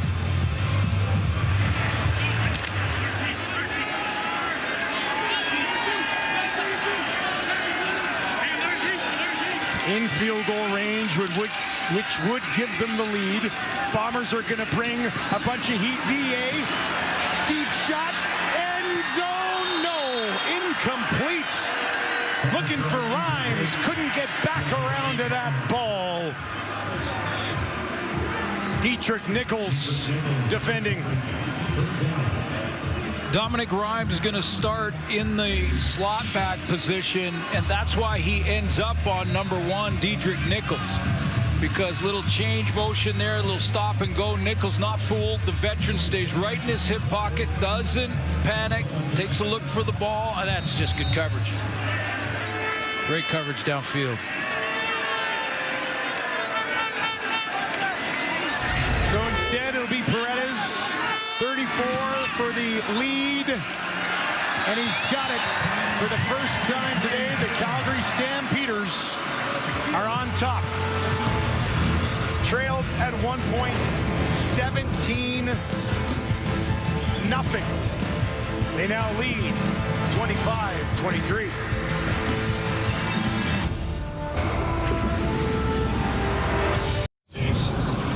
Well, let's highlight the night that Jacob Roberts has had so far. Sis, what'd you say? It's about wanting to? Yeah, the want-to factor. The want-to factor. Get in the hole. Scrape to the football. Be the first guy there. Beat your teammates to the tackle. I made a note on Jacob Roberts coming in that in his last 3 games, he had accumulated 18 defensive tackles. He might get that tonight. He might match it. He's got 10 and that sack so far tonight.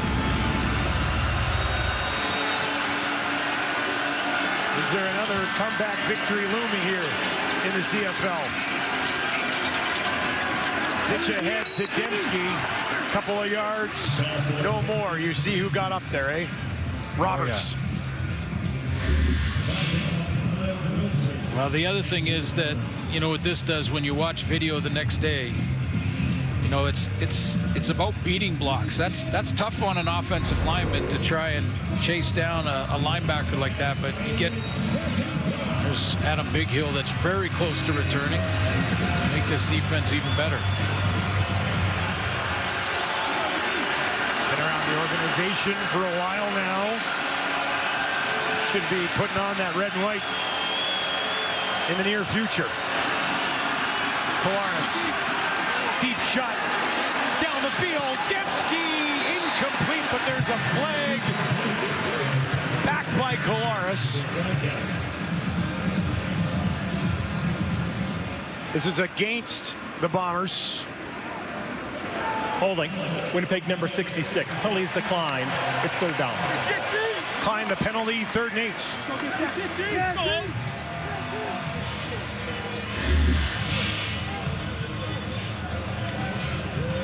Back for his first game back off the injured. Clarence Hicks tries an inside move, and he just wraps the hand around the waist, gets the call. Consecutive 2-and-outs for Winnipeg. Horton tracks this down just inside the 10, steps out of bounds. Good punt. Really good punt for the Bombers. Give their defense a chance to get a quick 2-and-out possibly here and get real good field position back for Zach Kolaris. Lots of time to go yet, but that was an excellent directional punt. The FedEx St. Jude Championship continues tomorrow with final round action. Coverage gets underway at 8 a.m. Eastern, 5 a.m. Pacific on TSN+. Tommy Fleetwood looking for that elusive victory. He's got Scotty Scheffler breathing down his neck. No pressure. Start on the 8s. Brooks has it, cut it back inside. His first catch of the game. Tackle made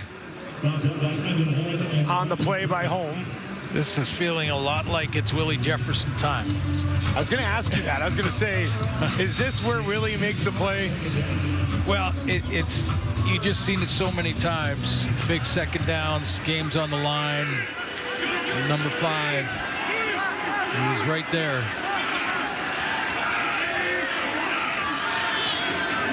Adams drops one, far side. Did they get it? Philpott, ridiculous. First down, Calgary. Nice blocking up front, first of all, to get number 5 outside and around, and that gives Vernon Adams lots of time. So good blocking up front. Joshua Coker does his job. And then that back shoulder throw to Philpott. He goes up and draws. Great catch down the sideline. Now Rhymes, and he's thrown down. Looks like another first down for the Stampeders. Yeah, they'll get another new set, but let's go back one more time to the Philpott catch because it's a biggie. Excellent protection, lots of time for Vernon Adams. Back shoulder throw, right foot inbounds. 27-yard gain, and out of the hole they were in. Even a punt now is a successful drive for Calgary. I guess he's okay, Philpott. Yeah, the cramps stretched out. Looked all right. He'll be in the slot to the left of Adams here. They'll hand it off. And that's Brooks.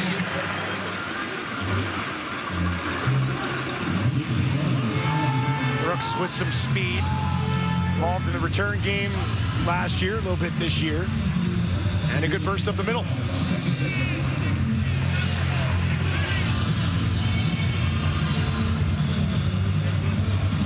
So a second and very manageable here for Vernon Adams. 30 yards away from a 300-yard game.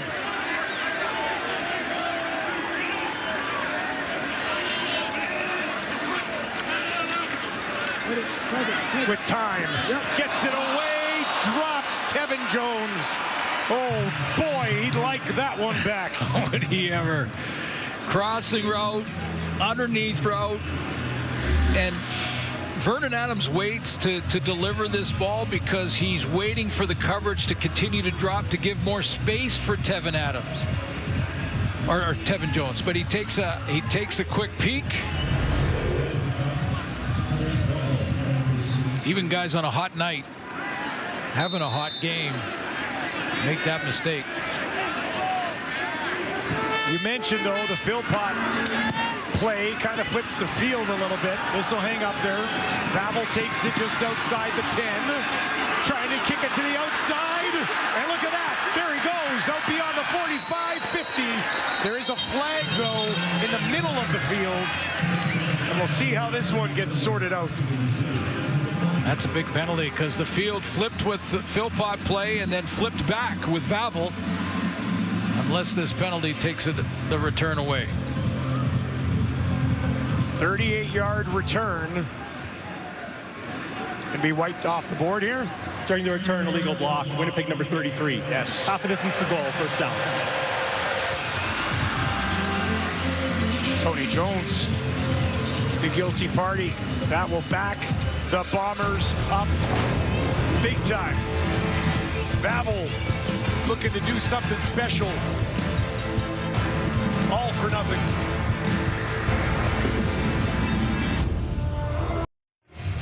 Well, Michael O'Shea has challenged this Tony Jones illegal block, number 33, and they are reviewing it now. There is Jones.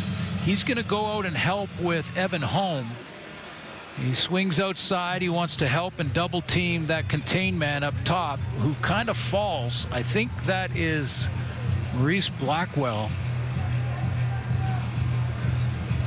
They look quickly at the tablet in the break. A 44-yard swing.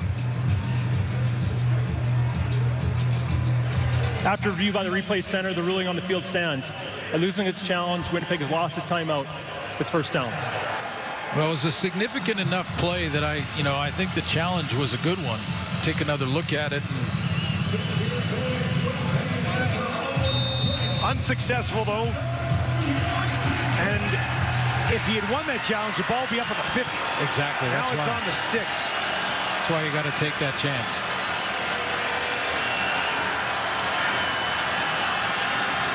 They'll start it with Brady up the middle. And Bomber fans probably like to see it one more time. He's right in the middle. We'll go ahead and run it from way back here and see what you think. He's going out for the double team. I think the first one he falls. Another little push in the back. And it was the second one that drew the flag. Second push. Yeah. Crowd in Calgary, a big man trying to get behind their defense.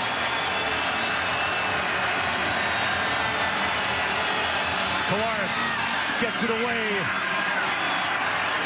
Clarcius turns it upfield. Winnipeg's got an important first down. Yeah, big play because there's blitz coming. And I'm not sure they had enough to block them all up, but there's a blitz coming off the edge. And right where it came from, the secondary, Moncrief, out of that linebacking core, that's where Zach Kolaris threw the ball. That is just their third first down of the second half. They'll need to string together a few here to at least get within field goal range for Castillo. He would have the wind at his back. And he can kick it from the moon, so we'll see how close they have to get. Stearns tackled immediately. Moncrief in his kitchen.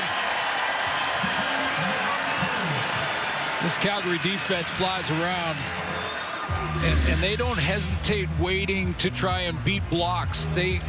When they recognize the play, this veteran and Derek Moncrief leads the way with it, but we've seen Damon Webb do it a ton. Roberts, he's not hesitating. He's not waiting to be blocked or beat the block or fight off the block. He's just playing the play. He's seen it enough. A lot of teams love to run that little bubble screen, and he just plays the play. 50% on second down conversions tonight. Calgary sends 4. Collaros deep drop under pressure, trying to get away. Well taken down. Hutchings again.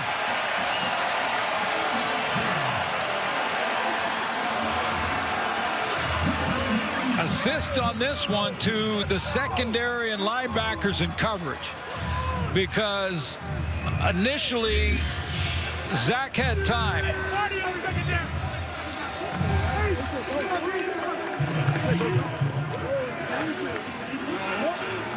Second effort from Hutchings. 2-sack day for Hutchings. Horton far side. 57-yard kick. Got back up to about the Calgary 48. Just over 5 minutes remaining, and the Calgary defense has come to play here in the second half. Well, get ready for the WNBA Canada game in Vancouver. It's the first ever regular season matchup outside of the United States. Catch the Storm if they take on the Dream this Friday. 10 p.m. Eastern, 7 p.m. Pacific on TSN. Getting Willie Jefferson a rest so he can be that second and long guy if the Bomber defense can force Vernon Adams here. And the Stamps put together a drive to put this one away. Lots of time left, but they'll start it with Mills. Bursts through a hole, hurdles over a defender.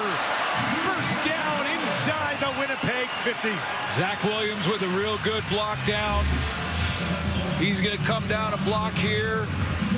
What happens to Tony Jones? Tony Jones, that middle linebacker, he's going backside, and he can't recover. He gets in behind the play.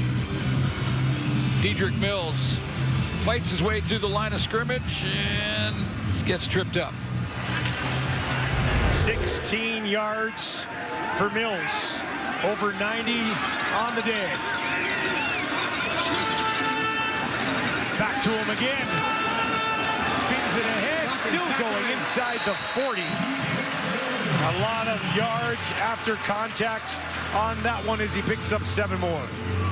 And this time, Deontay Demery, that left tackle, he's going to step out. He's got Griffin, a little kick-out block there. Meanwhile, Willie Jefferson's getting a bit of a break on the sideline in this series. That is a season high for Mills. 98, previously hit 96. Hasn't had that 100-yard game just yet. Pushed back here. Big play by the Winnipeg defense. Yeah. And it'll be a Paredes field goal attempt. Yeah, real big.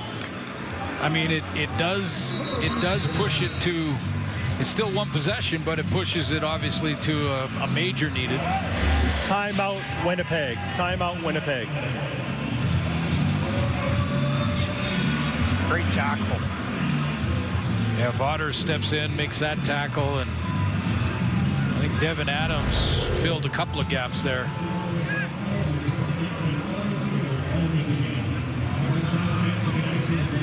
It'll be a 46-yard attempt.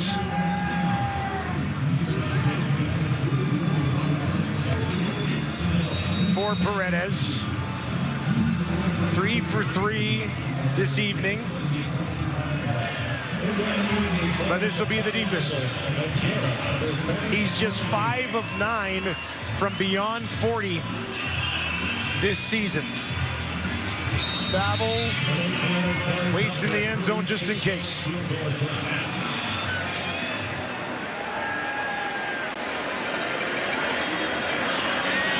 If he hits it, the lead will go to 5. Paredes just inside that hash. It is up. And he misses it wide left. Babel's going to bring it out. Can he find some space? Near sideline. and he's taken out just shy of the 30. Paredes not happy with himself. 2-point game.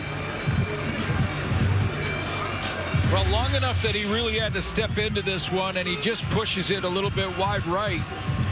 Looked like it started out in the right alignment, but there was no question Vavel was bringing it out to keep it at a 2-point game. That's good hustle down the field.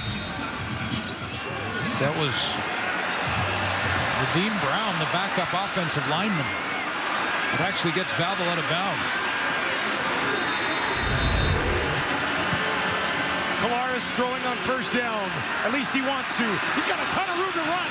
He's going to take off outside the 40, 45, and a big pickup for Collaros. All the time in the world. 18 yards. Nice blocking up front.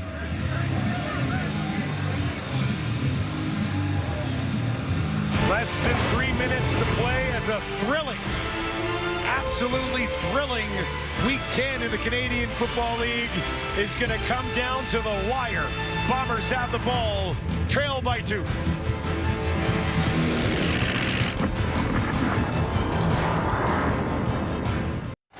Welcome back to Calgary, and boy, I'd hate to be Week 11. Week 10's been great. What do you got for an encore? Let's go. Thursday night football. Winnipeg will host Ottawa. Friday night football, the Argos head to Edmonton. Hamilton and Saskatchewan, Bo Levi, Trevor Harris. That should be good on Saturday, and then we'll wrap it up in BC with the Alouettes and the Lions. Just going to bring it up now inside of 3 minutes. Trey Vavel on 2 kickoffs gave up a point on each in this game. Another tight one between the Bombers and Stamps. Collaros out into the flats.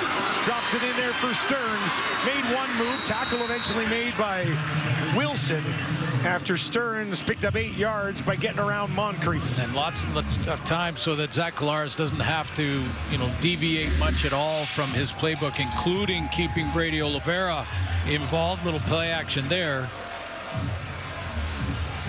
And a 2-point game. I mean, it's a 2-point lead. It'd be a tie game if not for those decisions on the kickoffs earlier. However, Collaros still has a chance to take the 1-point lead at the very least, and maybe more. The Bombers have been shut out in the second half of this football game. Got to find 3 at least to take the lead. Second and a couple. Oliveira gets the ball, plunges ahead. Should have enough. Remember that challenge from Michael O'Shea on the special teams. He lost his timeout when he didn't win that challenge.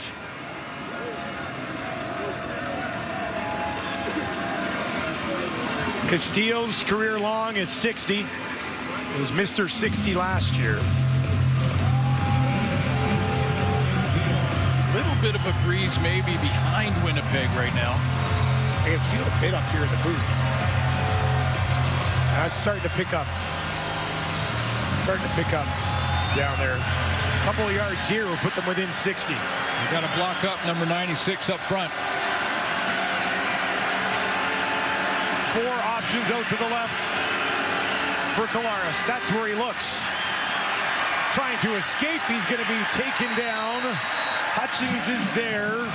Positive yardage for Collaros. He's going to have to block him up. I mean, there's 2 of them. Kolinkowski and Neufeld are both trying to help out on Jalen Hutchings here.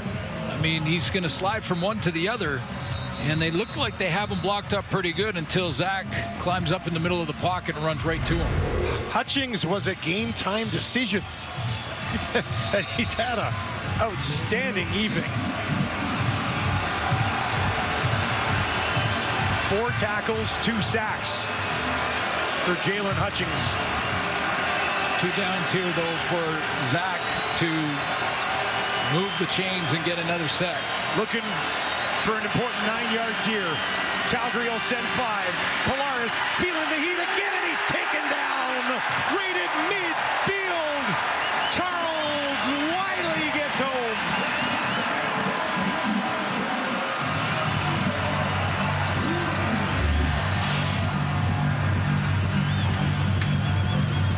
Right in there beside Hutchings. They send a little pressure just to occupy the guard, so it becomes a one-on-one with Randolph outside, and Wiley goes out and around the corner to get to Zach Collaros. Castillo is going to attempt a field goal here.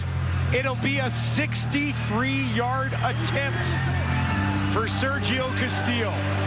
The wind will be at his back. It'll be pretty much straight away. More than half the field. Look at this, everybody. Castillo from 63. That is up! Got it! As clutch as they come, Castillo nails it for Winnipeg, and they go on top by one. Wow! Can't believe it. That's not much of a win behind him. This is all Castillo, and he nails it. Another 5. Could have been 68-70. But it's not over yet. Nope. 61 seconds on the clock. Boy, Castillo.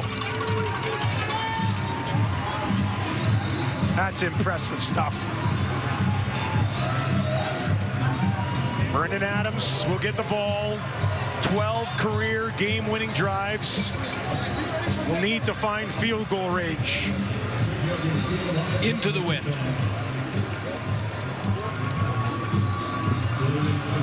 Oh, we had Maltos.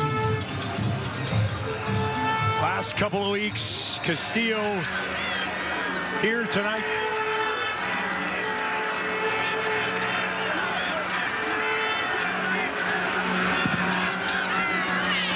Hammers this one away. And that one will slide all the way into the end zone. And that'll go to a 2-point game, which means they cannot tie it with a rouge. Smart play, though. The ball will come out to the 40. And now what? Because you need a field goal anyway. You need a field goal to win anyway. Yeah, Hutchins. So it makes sense there. It didn't make sense really early. Well, you get it at the 40, so it's excellent field position if you let that go through. The kickers kicking with the wind at their back is putting it right down inside the 5. That's why Vavel did it twice earlier in this game. Paredes career long 57. Will he get a chance to be a hero here at home? Bombers are late coming out, getting their defense on the field.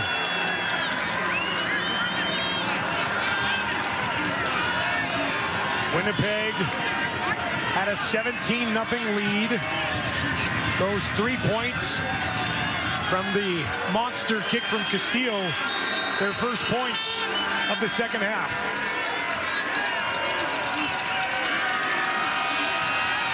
Adams gets it away near side, held on to midfield, first down Calgary, Dominique Grimes.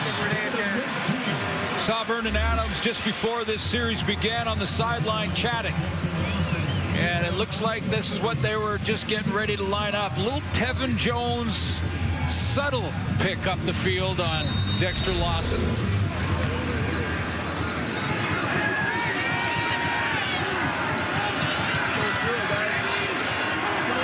Winnipeg shows some pressure. VA will bring Mills back in. They're going to bring the heat. VA dumps it over the top to Brooks. He's got it. Oh, he laid out, but there's a flag. Brooks holds it in. Flags on the line of scrimmage.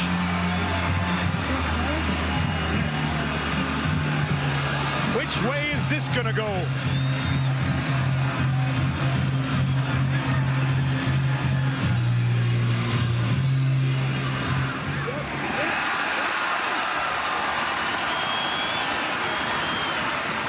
Winnipeg with the penalty.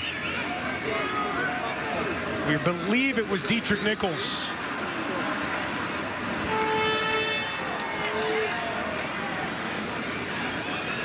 Pass interference, Winnipeg number 32. Penalties decline, it's first down.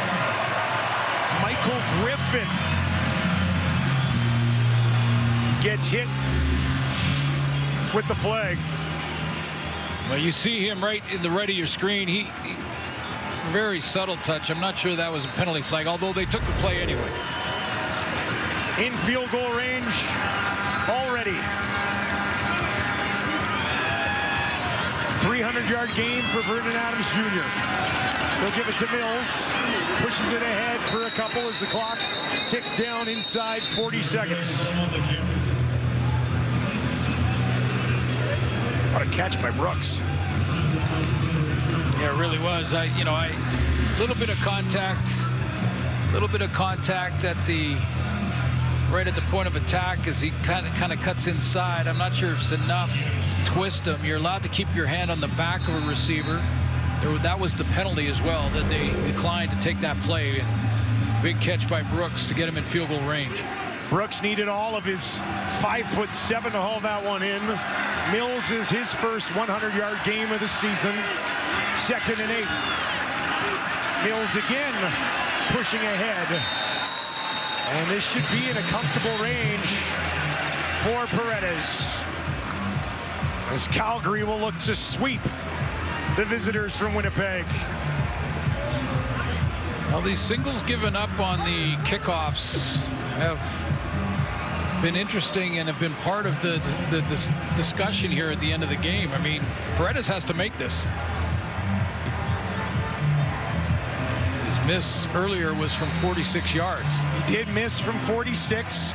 This will be 40 yards on the nose for the Calgary Stampeders to walk it off with a win on the leg of Paredes.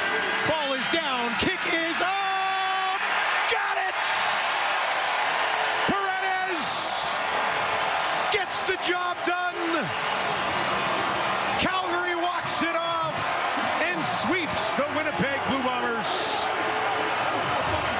First time that has happened since 2016. Calgary, when playing Winnipeg 3 times in the season, sweep the Bombers. Back then, Bo Levi Mitchell was having an all-star season at quarterback for Calgary. That was a 15-win Calgary team. Vernon Adams is in charge now. He gets them down in a field goal range, and Paredes makes no mistake. Money. Never in doubt from 40 for Paredes. Knew it right away. Calgary snaps a mini 2-game slide. Vernon Adams, his 13th career game-winning drive. Oh, about that look. Think VA expected it. Yeah. Completely expected it. What a finish. What a week across the Canadian Football League. Big win for Calgary, puts them 4 points up on the team they just beat. And they had the season series already, but they have solidified that now. Good to see Kolaris and Vernon Adams. Absolutely. Both back on the field. Absolutely. VA, 300 yards, 2 touchdowns. Zach was 21 of 26, 214 yards and a touchdown. It looked like Sergio Castillo might be the hero when he nailed one from 63. But Vernon Adams leads the Stampeders into field goal range, and Paredes gets the last laugh as he nails a 40-yarder. And the Calgary Stampeders back in the win column with a 28-27 nail-biter. Thank you for joining us. Good night from Calgary. Sports Center is next.